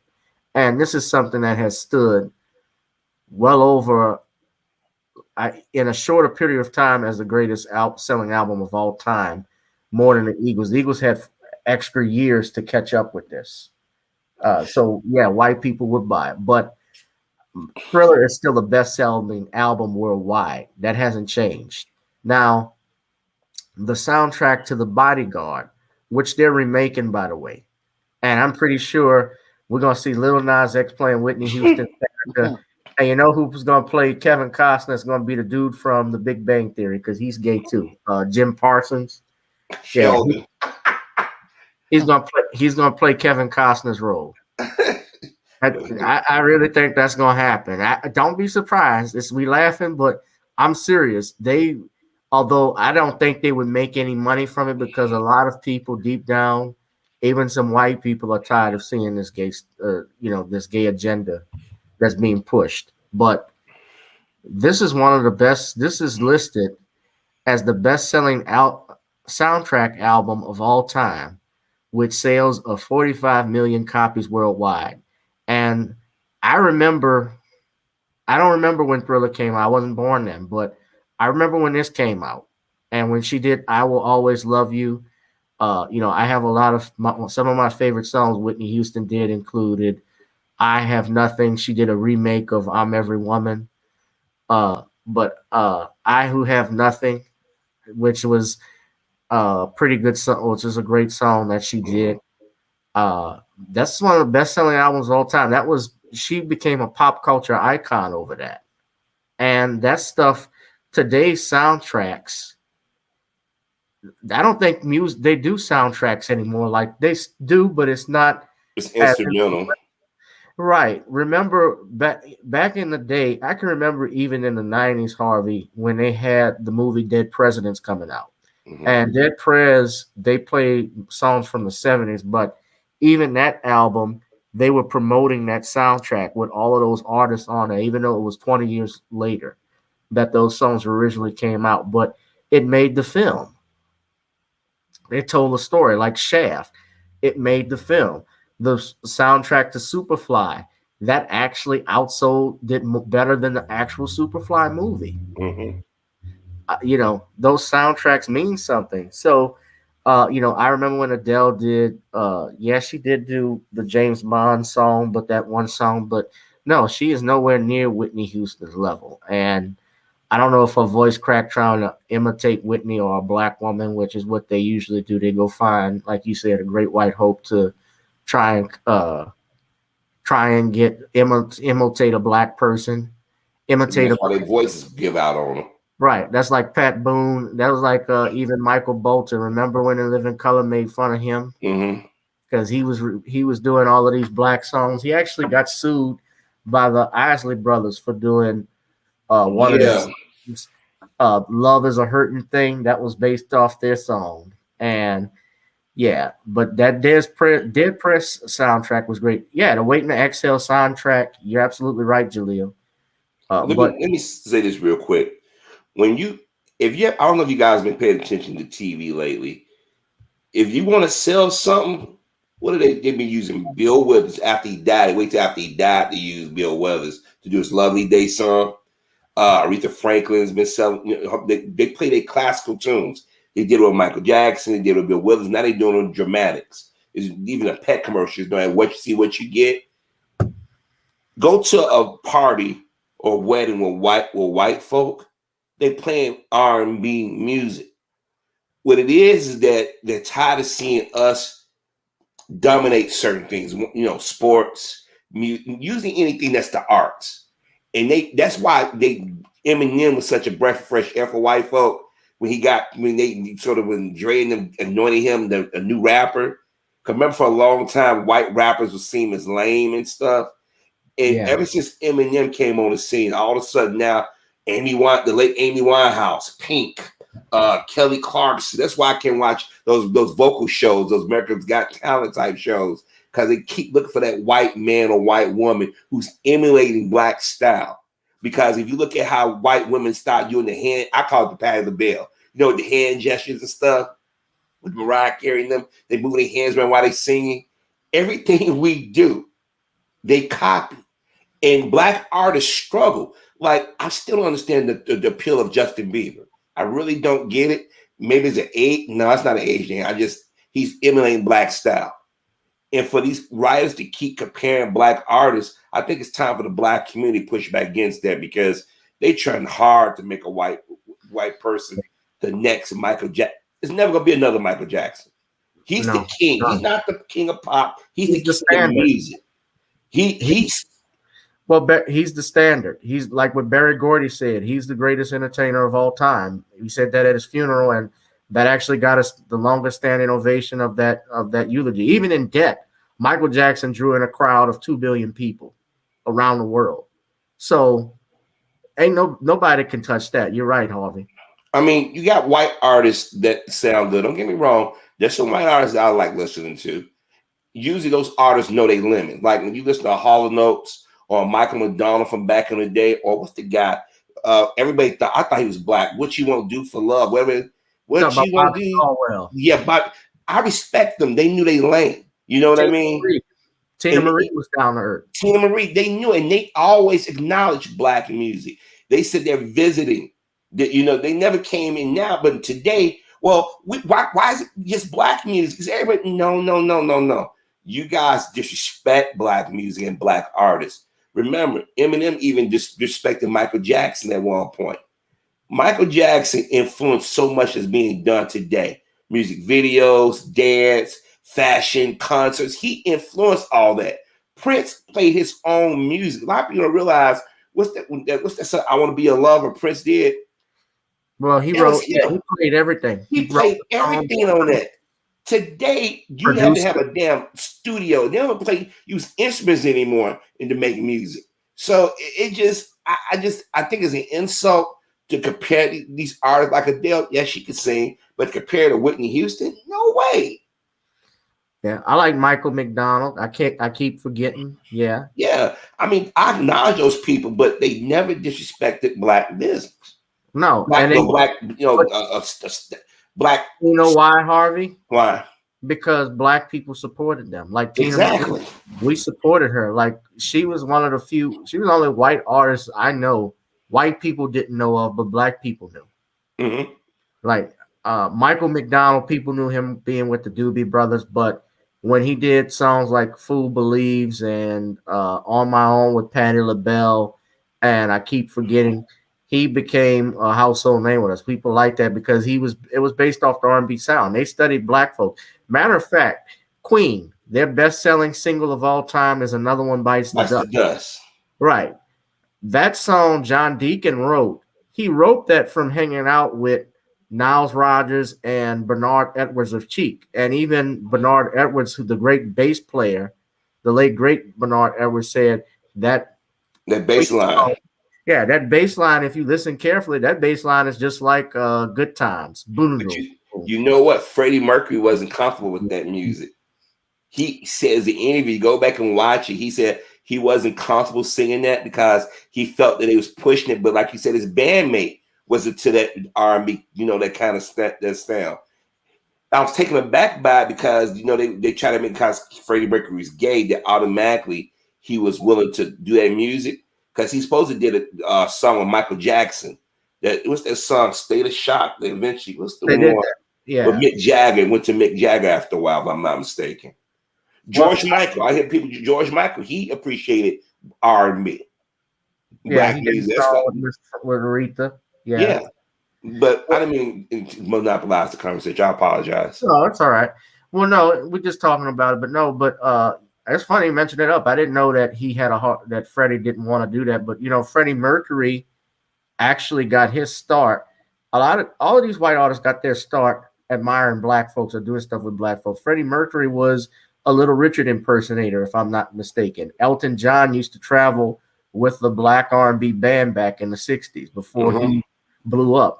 They all hung around and learned stuff from black people. Jerry Lee Lewis, how he learned how to play piano was from a black man and a The blues Beatles. The Beatles was signed to Yeah. Chess Records here in Chicago. Matter of fact, the Isley Brothers know Twist and Shout. Everybody think that's a Beatles song. That's an Isley Brothers song. And then what's the brothers? The Rolling Jimmy, Stones got their name from a Muddy Waters album. exactly. Billy Preston was considered the fifth Beatle. They don't talk about that much. You know, before they broke up, Billy Preston, who wrote that song, that Joe Crocker, "You Are So Beautiful." Right. He wrote that. It's a lot of black artists don't get the props they should because a lot of us don't know music. Because back then, if you look at some of the album covers, they had white people on the covers when it was black artists. Because I saw Otis Redding cover just last night, and you don't see a picture of Otis Redding not on the cover. So a lot of black artists have been disrespected over the years. So when a white artist come along and approximate black sound, oh my gosh, that's the best thing in the world. No, it's not. It's insult to sit there and dismiss the original source and then praise everybody else. Right. Before we move on to the next topic, but look at this. Another one bites the dust is Queen's best-selling song of all time. And matter of fact, guess who told him to release it as a single? Oh. Michael Jackson. He told him, he said, that's a hit. It proves what I was saying. Right. It was, he said it was a hit. He suggested it to Freddie Mercury that it be released as a single. And I'm reading here, even when Sylvester Stallone was getting ready to do Rocky 3, that song was supposed to be in Rocky 3, but they changed it and put Eye of the Tiger in there, which was another hit, but not obviously as big as Another One Bites the Dust. But remember what they did? Well, you wasn't born, but I was a baby at Comiskey Park here in Chicago. Disco Demolition. They did when they went after and blew out the so-called disco records. Disco's nothing but R&B records, and they blew them all up because they got tired of hearing our music on the airwaves. And now they repackaged it. Well, disco was gay music and black music. No. It was black music that dominated the airwaves. And I mean, Isaac Hayes, Barry White, I forget. He did Freddie's Dead. You know what I'm talking about. Curtis Mayfield and Elton John, and they was scrambling to get on Soul Train back in the day. Because if you go on YouTube, there's a clip of Elton John on Soul Train doing Benny and Jesse Philadelphia Freedom. Elton John even worked with the what's the Spinners. So we influenced music, but now they figure because they got white folk that can approximate black sound, now we beating sales. But no, they can never beat Michael Jackson and Tina Turner and all of them. They can never do that. No. Nope.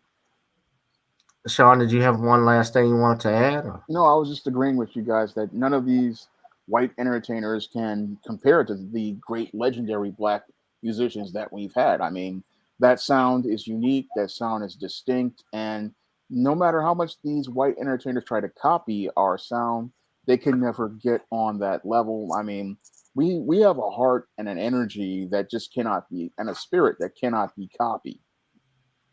Well, most definitely. And Agreed. Their music, agreeing, Prince, Michael Jackson, Whitney Houston, their music is going to stand the test of time. Even when we're old and gray and about to go in the grave, or when I'm gone, they're still going to be talking about Michael Jackson. When we're gone, they're still going to be talking about Prince.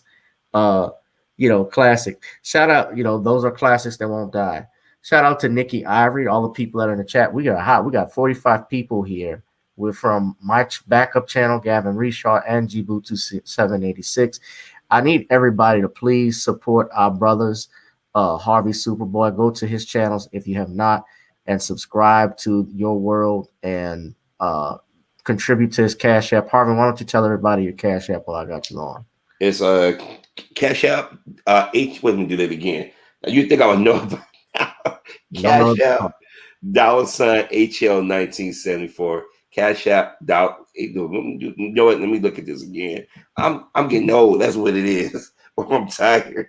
I apologize, folks. You think I would know that by now? I'm so sorry.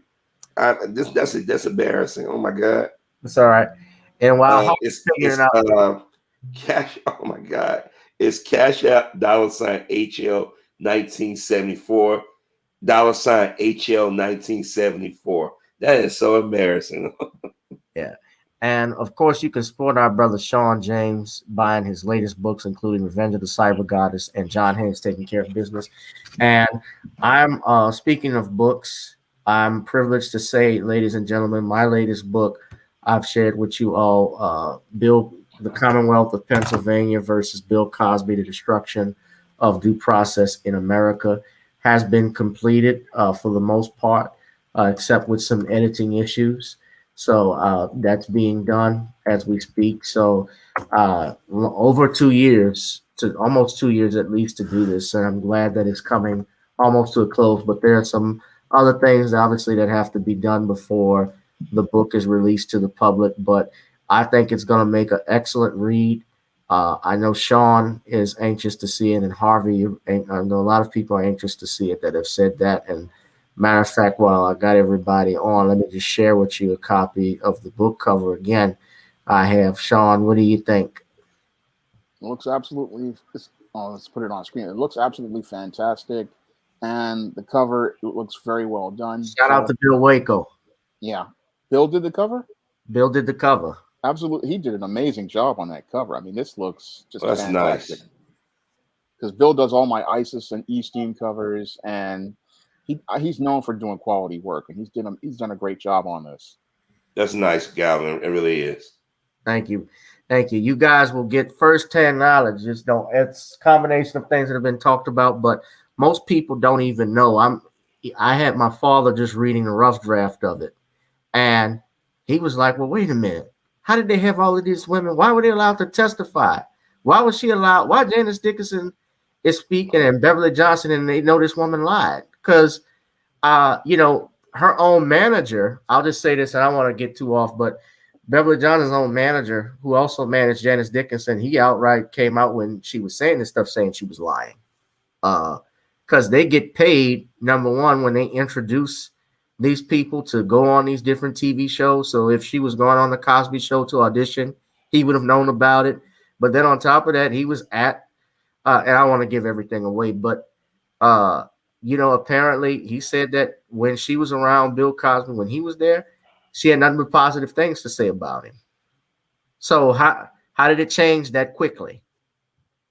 Follow the money. Follow the money. Well, she was writing a book too, Beverly Johnson, but at around the time she made those accusations. But and she got caught by Whoopi Goldberg. She disappeared. Right. You ain't seen it since. Right. And there's going to be more to it. I can't give everything away because I want people to go and purchase this and read it. But they are mentioned. Some of the accusers are mentioned, but I focus also on what happened from a legal standpoint, why this should not stand. So I won't give all of it away. But if you've been following my channel, if you've been following Harvey or Shawn's, then you get some idea. But it's going to include more stuff and some eye-opening things that you ain't never heard of. So be on the lookout for that when it drops. But it's coming this year. So last topic I want to talk about. I'm glad you like it, Jaleel Tyree. Somebody said, yeah, Adele was with Rick Paul. Yeah, Rick Paul is LeBron James' agent. I know he's dating Adele right now. But I'm gonna leave that one alone. I ain't gonna say nothing. They got jungle fever. We've got jungle fever. They got jungle fever. They're in love. She goes black boy crazy. He goes white girl hazy. Yeah, if y'all remember Jungle Fever, the movie, that was Stevie Wonder's soundtrack. That's actually a song he had. they used to make fun of him on In Living Color for that. But last thing I want to talk about this topic. This happened in my home state of Louisiana, right outside of Baton Rouge in Ascension Parish. We're going all the way out there to this situation here from Woodlawn High School, where this coach allegedly spit on a black high school player and called him a nigger. Let's go to WBRZ, ladies and gentlemen, for the news on this story. Let's pick it up right there.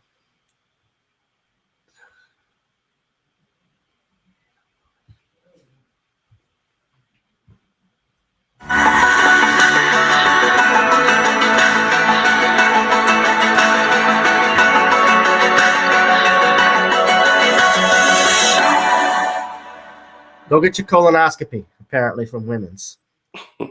First up tonight, a high school football coach in Baton Rouge has been benched, accused of using a racial slur and spitting on a player, and just moments ago ticketed for the story that you were about to see. The investigative unit and Chris Nakamoto with these late-breaking new details on the investigation at Woodlawn High. Michael, the coach was placed on leave last week when Human Resources was made aware of the incident. About a half hour ago, issued a summons to appear in court for what happened at the East Baton Rouge Public School System High School. Number 10, Jaden Woods, is planning to play college football someday. The linebacker at Woodlawn High has a family of big supporters cheerleading behind him. The athlete on the field came face-to-face with an uncomfortable situation 2 weeks ago. That situation has his coach, Weber Manser, on administrative leave as the district investigates. We was on our water break, and I was talking to a teammate, and all I feel is just water get all on my arm and go down my leg and get on my cleats. And when I looked up, it was Coach Mansour, and we just locked eyes. And after a while, he just came up to me and took off his shades, looked me dead in my eyes, and wrapped his arm around me and started talking about football. The following day, Woods alleges the same coach used a racial slur in the locker room. I was in shock the whole time. His family and their lawyer says during a meeting with school administrators, the coach admitted to spitting on Woods and didn't deny using the slur. It shows intention, you believe me, that this person knew what he was doing, or he had knowledge with a substantial certainty that the spitting incident was going to occur, that there was going to be an unlawful searching. Someone doesn't use the N-word by happenstance, by mistake. So to spit on someone and then a day later to use the N-word and then use the reply when asked like, that's not okay was, well, y'all use it all the time, so I guess it must be okay. The East Baton Rouge Parish School System confirmed an investigation is underway and an employee at Woodlawn High School is on leave. However, they declined to identify that employee, saying it's a personnel matter. Concerned with the slow pace of the school's investigation after they say Woods admitted to the incident, the family contacted the NAACP. We believe that this coach should be immediately removed from that school and should no longer work. This is a man, after you spit on a kid, you allegedly use a racial term with him in the locker room, you should not be around kids. Jaden's mom, Marcia Woods, says her son kept his cool, saving him from losing everything he's worked so hard for. Not even, have words with the coach. I'm super proud of him for that. He did what he needed to do, which was to tell us about it. So I'm super proud of him for that. Their lawyer says they are now in the process of filing a restraining order, too, to keep him away from Jaden. Obviously, now the district is put on notice that there's a concern here that this person may be at risk to not only students, but to others who he's interacting with. He could still possibly retaliate against my child. My child needs to be protected, and this is the only way that we could get that done. The East Baton Rouge Parish Sheriff's Office confirmed it is also investigating this incident. And moments ago, I did speak with Mansur's lawyer. He says his client didn't intentionally spitting on Woods and denies using a racial slur, but did admit to questioning players in the locker room about why they were using that word. Michael? Okay. So we have this incident. Jaden Woods, star linebacker, the coach didn't deny it from what I heard, and correct me if I'm wrong, he didn't deny spitting on this young man. Am I right? You're right. Right. Yeah, he did. He admitted to spitting on him, but he denied using the N-word. According to this report, so during the meeting, the family and their lawyer said Mansour admitted to spitting on Woods. Now, this is what the family is saying. And just to be careful, yes, I'm going to just say allegedly, just because there's a lawyer, there's obviously a criminal matter possibly that can happen from here, because if you spit on someone, that is a crime. That is called a battery. it's assault as well. There's also a possibility of a hate crime because if there was a use of a racial slur and he's spitting on him, that could possibly be under federal law, a hate crime. We have laws against this stuff. But if he's admitted this and he said this in the presence of the lawyer and the family and the school, then why in the hell is he still, I'm just saying, going off what they're saying, because they're saying he admitted it, although it's alleged. If he did admit this in front of the school officials, if it did happen, he should not have a job today and he should be behind bars. Shawn, I want you to go ahead and talk first. Well, if these allegations are true and this man spit on a student, that should be automatic termination right there because that's an assault on a child. And that basically, for many school districts, especially here in New York, that would get you fired here in New York right then and there. So that right there is troubling that this man's still on the job after assaulting a student. And what's even more troubling is that this man is alleged to have made this racial slur and he still has a job. I mean, in any other school district across the country, this man would have been terminated just on the spitting alone. But to go out here and use a racial slur and still have a job, I just find it to be appalling, disturbing, and it just shows how we have to really be vigilant as related to these kind of incidents, because if we let one person slip through, what they'll do is try to keep this guy on a job, and then they'll try to use this as a way to create this as a policy and a culture. So we have to be vigilant as related to these kind of situations, and we have to hold these kind of guys accountable from minute one. Harvey. This is starting to become a more frequent thing than we realize. I mean, just the other day I was watching the news about teachers in, I think, somewhere in Michigan, I believe, I could be wrong, cut a little girl's hair off. We get these stories every year where teachers get caught saying things, and they should know better. And automatic termination. If it's proven that this teacher did what he did and said what he said, it shouldn't go forever, board. It should be automatic termination. But what gets me is when I hear some of these kids or these parents talk, they're shocked. You're Black in America. Why are you so shocked? I think mothers and fathers need to start teaching their children at a young age, especially Black children. Like, the Jewish community teach their kids, never forget, like, look, this is what you need to understand going out in this world. There are going to be people who are going to try you. There are going to be people who are going to want to hurt you. And the mom said something about she glad her son didn't respond because of his future. Right. Did this kid have like scholarships lined up to college, and maybe his coach didn't like the idea of this Black kid going to a certain university or something? He was trying to goad him into something. And then a grown man saying to a bunch of high schoolers, why can't you say it and I can't? Why do you want to say it? You could tell your students, hey, don't use that word in the school. Do that on your private time or whatever. But why would you ask a bunch of high schoolers, why can't you say it and I can't say it? You're telling on yourself. Yeah. Yeah. I can tell you, forget the future. If he had actually spat on my child, that coach would have no future. Oh yeah, I've been in jail. I've been in jail. That coach would have no future, and they're applauding a young man for not striking back. That young man was in his rights if he was violated like that to knock the ever living shit out of his coach and damn a scholarship. And I think it is a different time, Galvin, because I always just now look. I can't speak for Shawn. I can't speak for you, but I know that I was taught to respect authority. Sure. So if a teacher crossed that line, you have a right to defend yourself. A last shot as any human being would do it again. You know what I mean? Because he spit on the young brother. Say he felt the liquid. He felt. Well, I think he knew it was spit. I think, but the thing is, it shouldn't have got past that first incident. Yeah. You wait till then you hear him say use a racial slur, then all of a sudden all hell break loose. No, mama should have just said, hey, my son was spit on by the coach. What are you going to do? Right.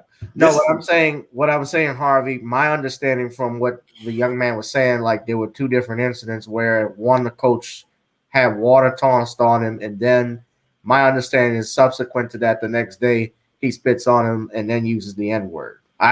But even with what you're saying, the thing with the water right then and there, that should have been nipped in the bud. What was that about? Like I said, he probably. I would, like I said, this is my theory, and maybe I'm just overthinking. Because the mom said something that stuck out. She said, "I'm glad my son did not react because his future." Right. That means this young brother might, if he's a senior, he might have scholarships to a university. Because you got a lot of these coaches do not like the idea that their black students are getting scholarships, not necessarily just sports scholarships, but scholarships to a prestigious university or what they perceive to be a prestigious university. And they try to do everything in their power to stop before they get ahead. Because I can't remember, I think it was about 2 years ago, some high school kid did something and they took a scholarship back because he was just accused of something. I can't remember where it was at. But and then if you got people in the college students going to the NFL, if they get into trouble, NFL renege on, you know what I mean? So it's a lot of moving parts of this. But I keep saying that we need to teach our young children, like our parents taught us, be prepared for anything. Because if you think you can escape racism or you think it's a thing of the past, you are naive to the world. Most definitely, yeah. It's like Malcolm X said, once you're south of the Canadian border, you're in the South. Exactly. You know, and I got to correct myself. I said this was in Ascension Parish. This was actually East Baton Rouge Parish.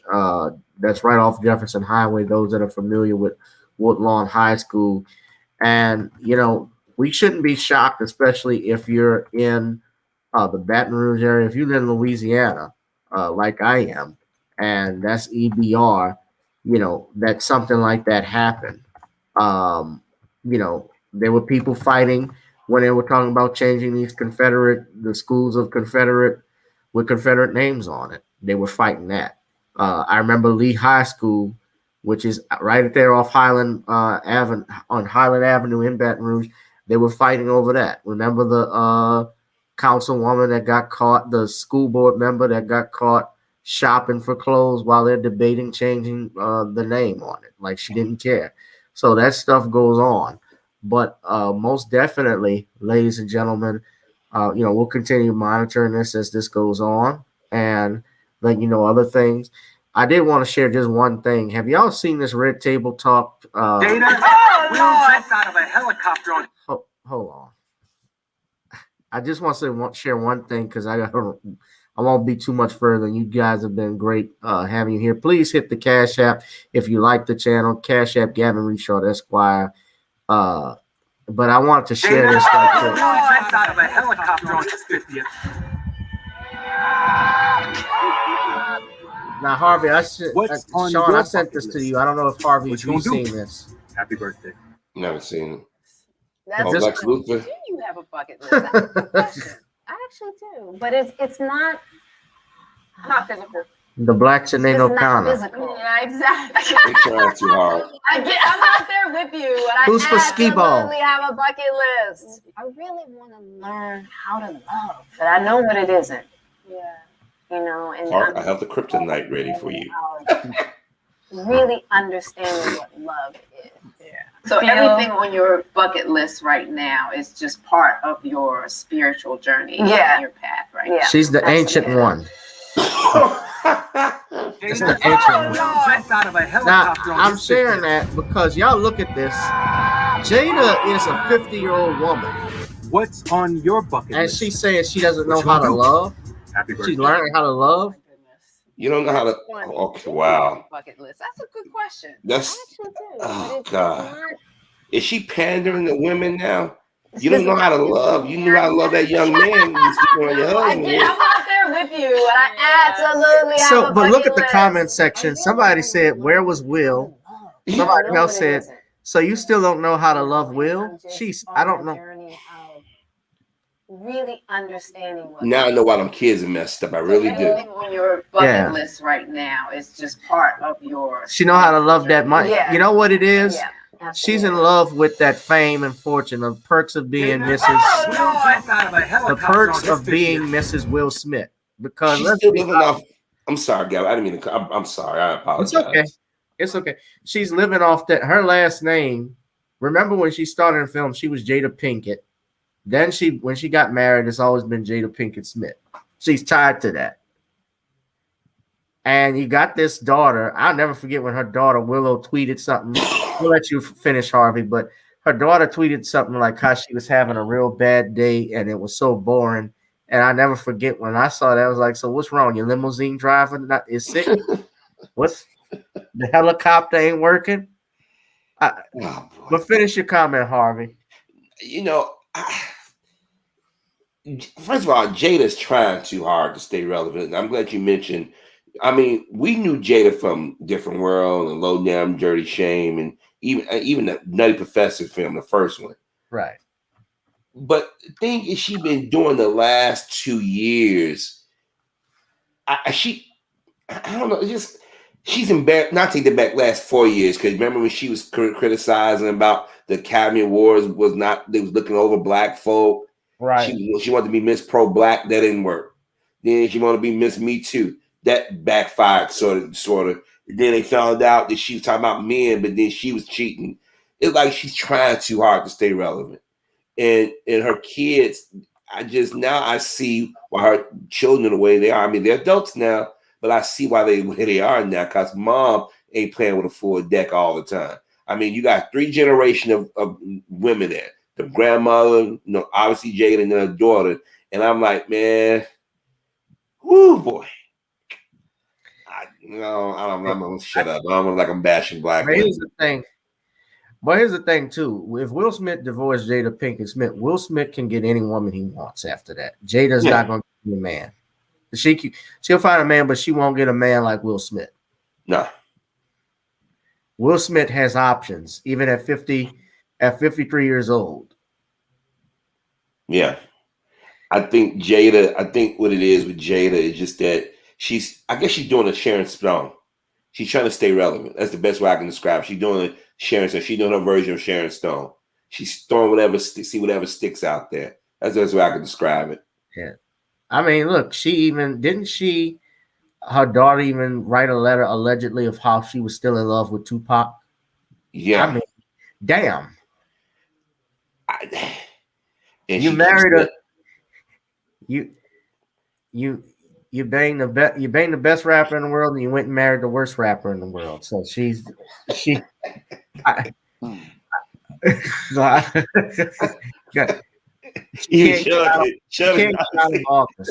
Shawn, you go ahead and say something. Well, this is what happens when a actress stops being popular and she starts to get desperate. And your Jada Pinkett has been in desperation mode for some time now, and she's tried everything in her power to get back into that spotlight. Unfortunately, all of her stunts and gimmicks have fallen flat.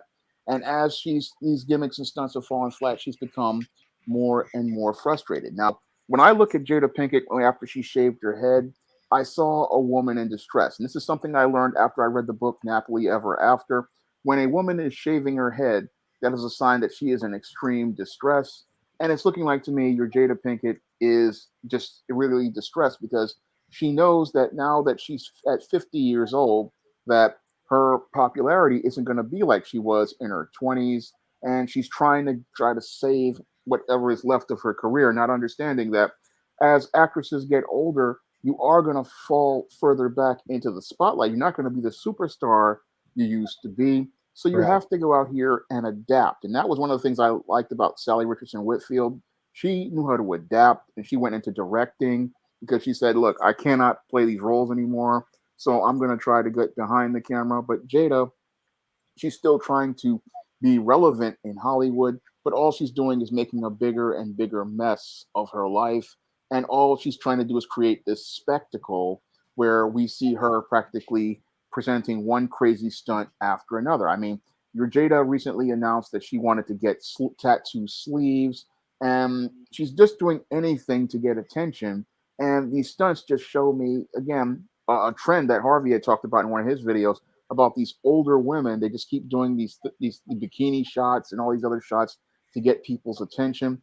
And the whole thing is that none of this stuff works because most of the men who used to watch you, they're older and they're looking at you and shaking their head because they're not seeing a woman who is going to grow older gracefully and present a respectable image of a woman. Yes, you were the hot chick in the 20s, but as you get older, you're supposed to grow out of that once you get married and start building your family.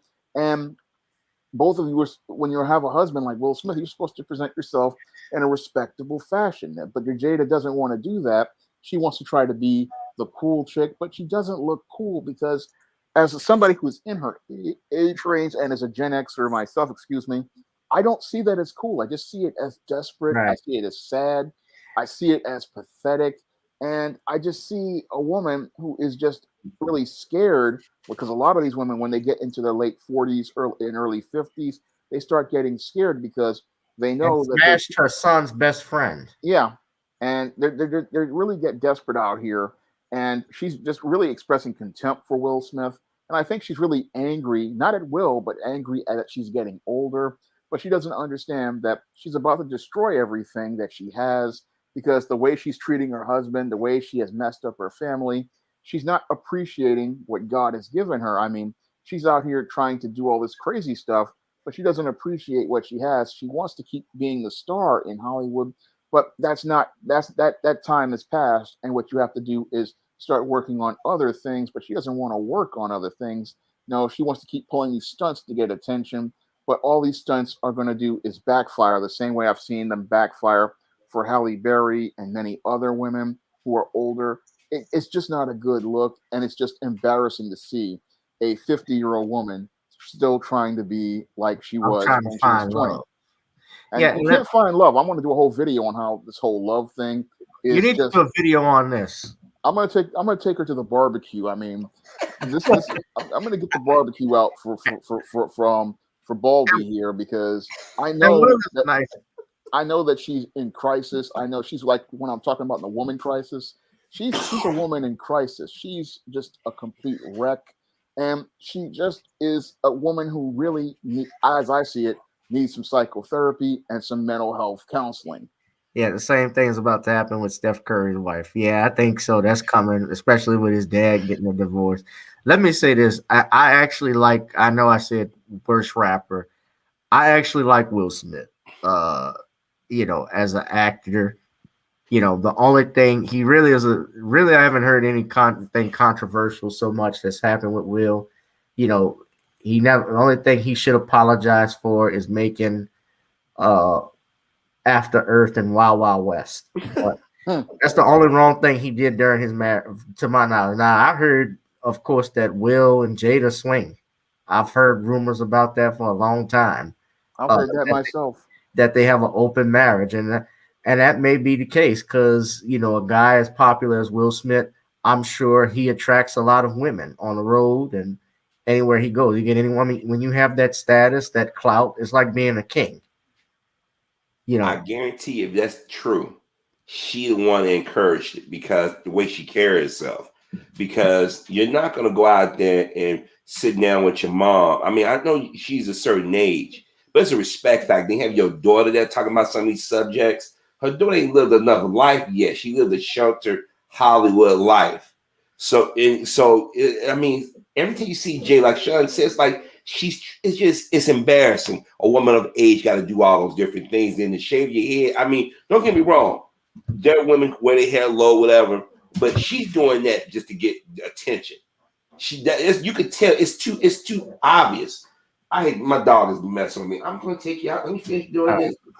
Don't worry, we're about to wrap it up in a minute, Harvey. Yeah, he's spoiled. That's all. Yeah, but well, people may have thought I was harsh me saying Will Smith worst rapper alive. Maybe Ron Jeremy when he did that freak of the league thing, but I mean, comparing Will to Tupac, I mean, of course, it's like comparing a prime rib to a chicken nugget. I think Chicken McNugget. I think Pac was the best lyricist around.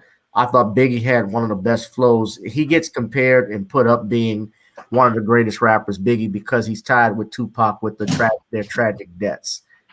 Really didn't have a lot of time, but that's a topic for a whole nother video in terms of that. But no, overall, I can't say anything bad about Will Smith per se, because he's built a dynasty with his family and so forth. And I know again, he's married to a woman, I think, that wants to be back in the game, that wants to be out there with other men and see other options, just by the words that she's saying. And if you're saying you're still in love with Tupac out loud, your daughter is saying this. I mean, man's been gone 26 years. That's kind of disrespectful. That's disrespectful to her father. Excuse me? That's stuff you don't tell your kids. That's stuff you keep to yourself. Yeah. You don't say that out loud. You still keeping that. Yeah. I mean, and Will said he was about to divorce her, but maybe he didn't want to give up all that money. Like Dr. Dre is going to have to give up money, Men, I say this too. If you are in a position like Will Smith or Dr. Dre, please get you a prenup. Because marriage today, man, I'm gonna tell you, it's real difficult for men to get married. And I'm speaking as experience just because I think a lot of men are scared to they're scared to commit, especially if they have money for these reasons. It's a business. Basically a business proposition. Lamiko just said Sally Richardson Whitfield and Dondre Whitfield just celebrated their 24th year of marriage, but everybody admires Will and Jada. Well, I mean, Will and Jada are the ones who, who is Sal? I know who Sally Richardson Whitfield is, but compare them to Will and Jada. Will Smith has been in more box office hits than any of those people, than Dondre and Sally. I mean, and that's why people, talk about them. They're the ones we see all the time. Well, they always want to let only one be known. That's how it is. I mean, look, Ice Cube and his wife Kim have been married almost 30 plus years. And Grant Hill and Paulette have been together, and same thing with Angela Bassett and Courtney Vance. Grant Hill and Tamia? They've been together for over 20-some years. My parents have been together for 45 years. Yeah, if my mother was still here, my parents have been here about 45 years too. Been together 45 years. I guess when they hold those people up, it's because they're popular. Doesn't necessarily mean they have a stable relationship, because every time you hear Jada, it's always going back to Tupac. Her and Tupac supposed to be intimate way back in the early 90s. And by the time she got with Will, Pac and them supposed to be friends. And Pac has been gone 26 years now, and you still doing that. That's so disrespectful. 25. Now your husband's competing against a dead man's memory. Right. And Bill and Camille Cosby still together for over 56 years. So some marriages can work. Yeah. Exactly. And I think back then, adults knew how to communicate without telling the world. When my parents had their arguments, you knew they had the argument. They would always close that bedroom door or go into another room and say what they had to say. And it kept them from us for the most part. Everything you turn around, Jada and women like her tell their business. Like, what's her name? Dwayne Wade. I guarantee she was just on practically every talk show last week talking about the age difference. I thought you loved this dude, but you're criticizing the music you listen to. You're telling too much. Yeah, Steph Curry's wife even said something about him not being able to multitask. Like, he's good with the kids, but he doesn't multitask. They think that's cute. Yeah. This is why some dudes start looking in other directions. I'm not condoning cheating before anybody get the wrong idea. It's just that, why are you going to be with somebody that's going to have that platform is going to badmouth you in front of people thinking they're being cute? Yeah. The Man Crisis and the Woman Crisis, coming soon by Shawn James. But in the meantime, ladies and gentlemen, as we wrap it up, I want everybody to please give a special shout out to my father, Leon Richard, because tomorrow is his birthday. So happy birthday, Dad. Many, many more. Many, many more to you.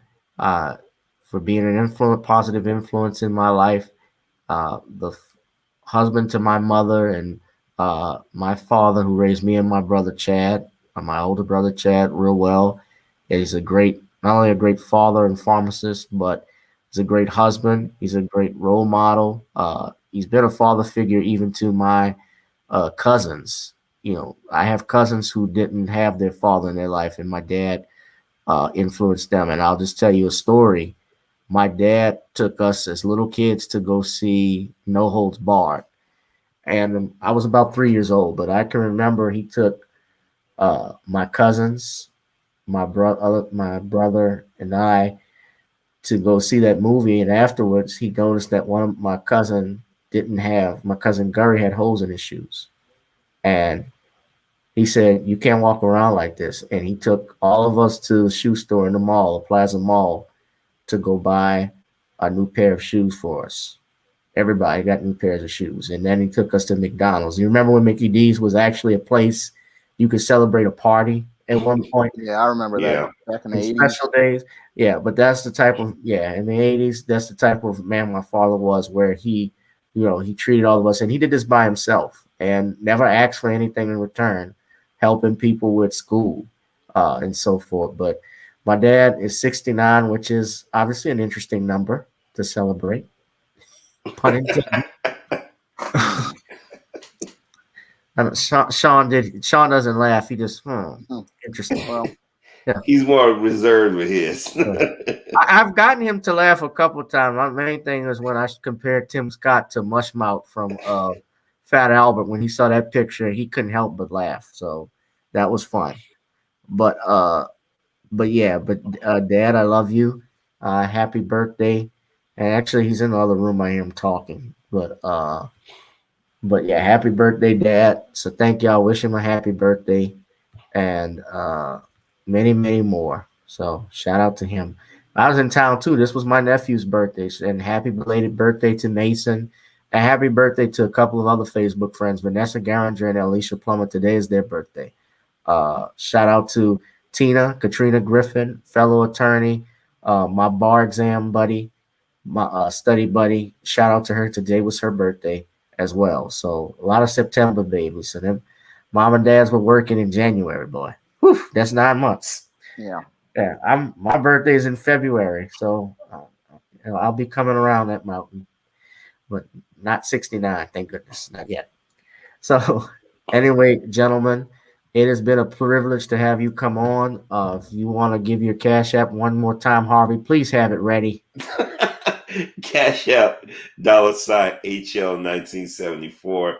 Cash App $HL 1974.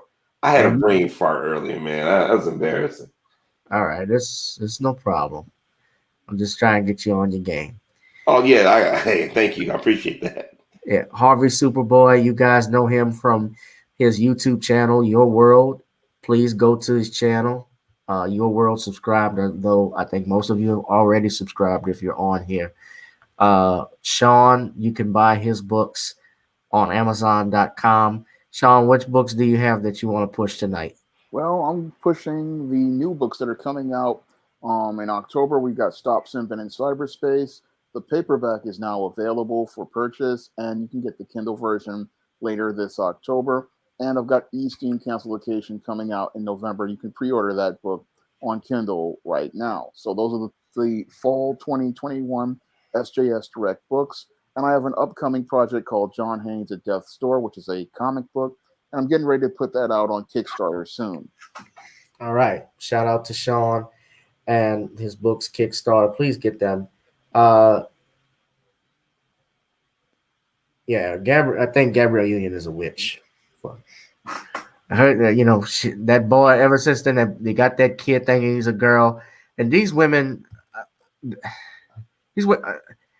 of course, it's not all women. Let me preference that. But a lot of these celebrity women, I think they practice in devil worship. Especially Charlize Theron has her son has her 2 kids in dresses, calling them girls. Gabrielle Union is doing it. They got a couple other people. I think Madonna is even doing it. Son, yeah. Yeah, man, I'm so sick of this. I don't care who gets offended. I'm so sick of this shit because these are kids. These are kids. They haven't even explored their sexuality, yet alone they're being children. They got enough time in the world, and you're focused on this crap.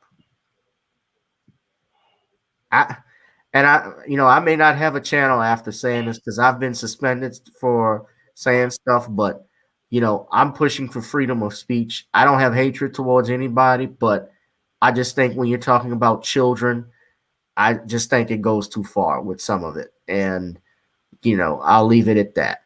But like I said, I think that was funny. I don't think it's funny. I think it's just looking at that.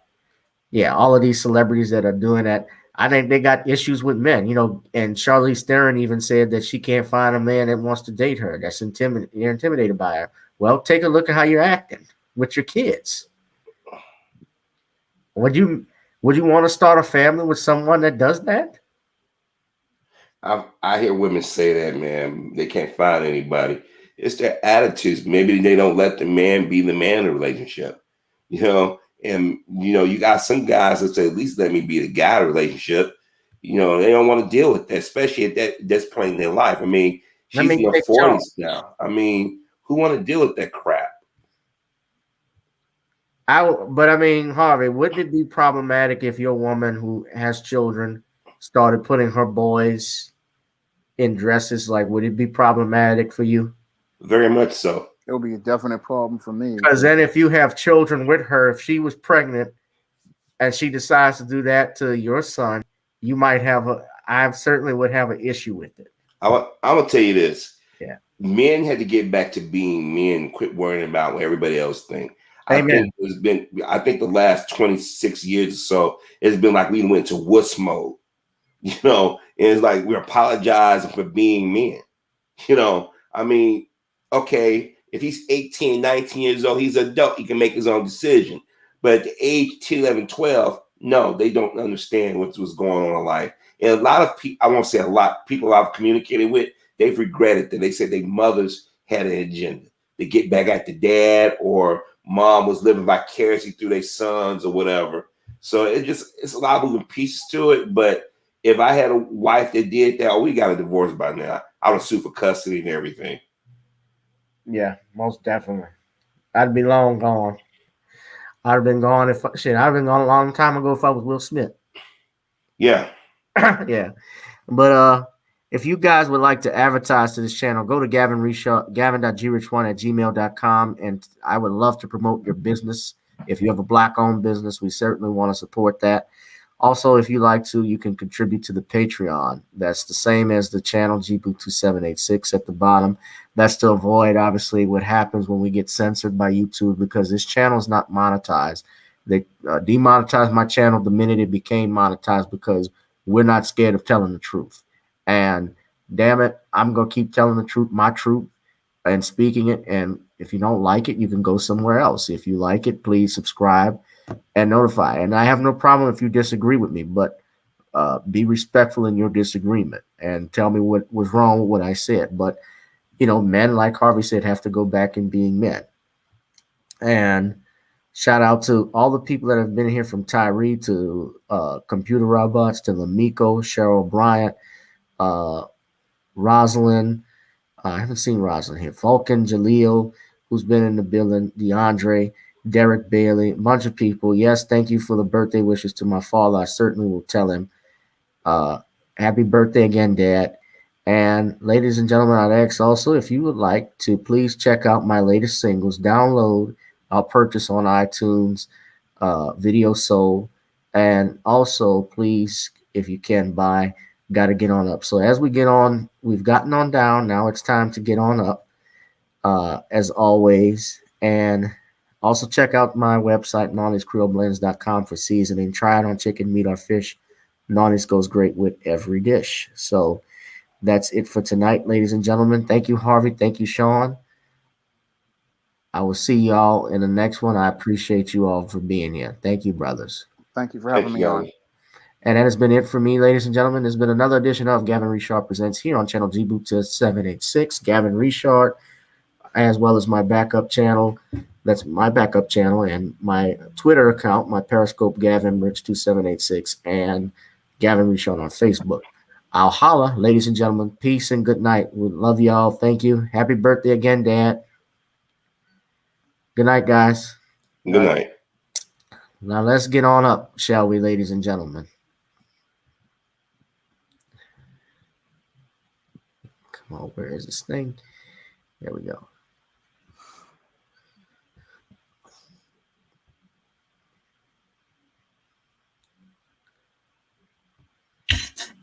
Girl, come on.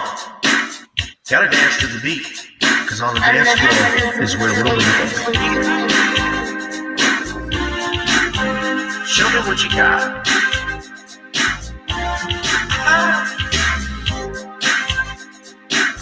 Gotta feel the groove. Feel the groove, get on the floor. Get on up. Right now the party's wasted. There's nothing much to do. But once the groove gets started, tell me, what do you have to lose? Just look into my eyes, girl, as we glide across the room. And what to my surprise now, the beat takes hold of you. Now if you're feeling like I'm feeling, so come on baby, let's start dealing. Time to get this party started. Ain't no time for the broken hearted. When the rhythm takes hold of you, there's only one thing left to do. Cause the beat is really moving. Time to feel your body moving. Gotta get on up and move your body. Cause when the beat is really grooving, it's time to feel your body moving. Gotta get on up and shake something. Feel the groove, get on the floor. Get on up. Tell the DJ play the whispers. Rock steady in the mood. Put on earth, wind, and fire. Tonight we're gonna groove. Show me how you do the four corners. Electric slide or two. Hit the bus stop, I'll do the bunny hop, baby. It's really up to you. Now if you're feeling like I'm feeling, so come on baby, let's start dealing. Time to get this party started. Ain't no time for the broken hearted. When the rhythm takes hold of you, there's only one thing left to do. Cause the beat is really grooving. Time to feel your body moving. Gotta get on and move your body. Cause when the beat is really grooving, it's time to feel your body moving. Gotta get on up and shake something. Feel the groove, get on the floor. Get on up. Now 2020 hasn't been the best year of all times. We've been dealing with the death, the pandemic, racism, bad policing, and all the bad rhymes. But like Uncle Snoop once said, if you breathe, then you achieve. And so if you're ready, I need you all to get on up. Are you ready? 1 and 2 and 3 and 4. Get your butt on the dance floor. 5 and 6 and 7, 8. This jam we appreciate. We're gonna slide and step on the beat. On the dance floor is where we'll be. Feel the groove, get on the floor. Get on up and move your body. Cause when the beat is really grooving, it's time to feel your body moving. Gotta get on up and shake something. Feel the groove, get on the floor. Get on up.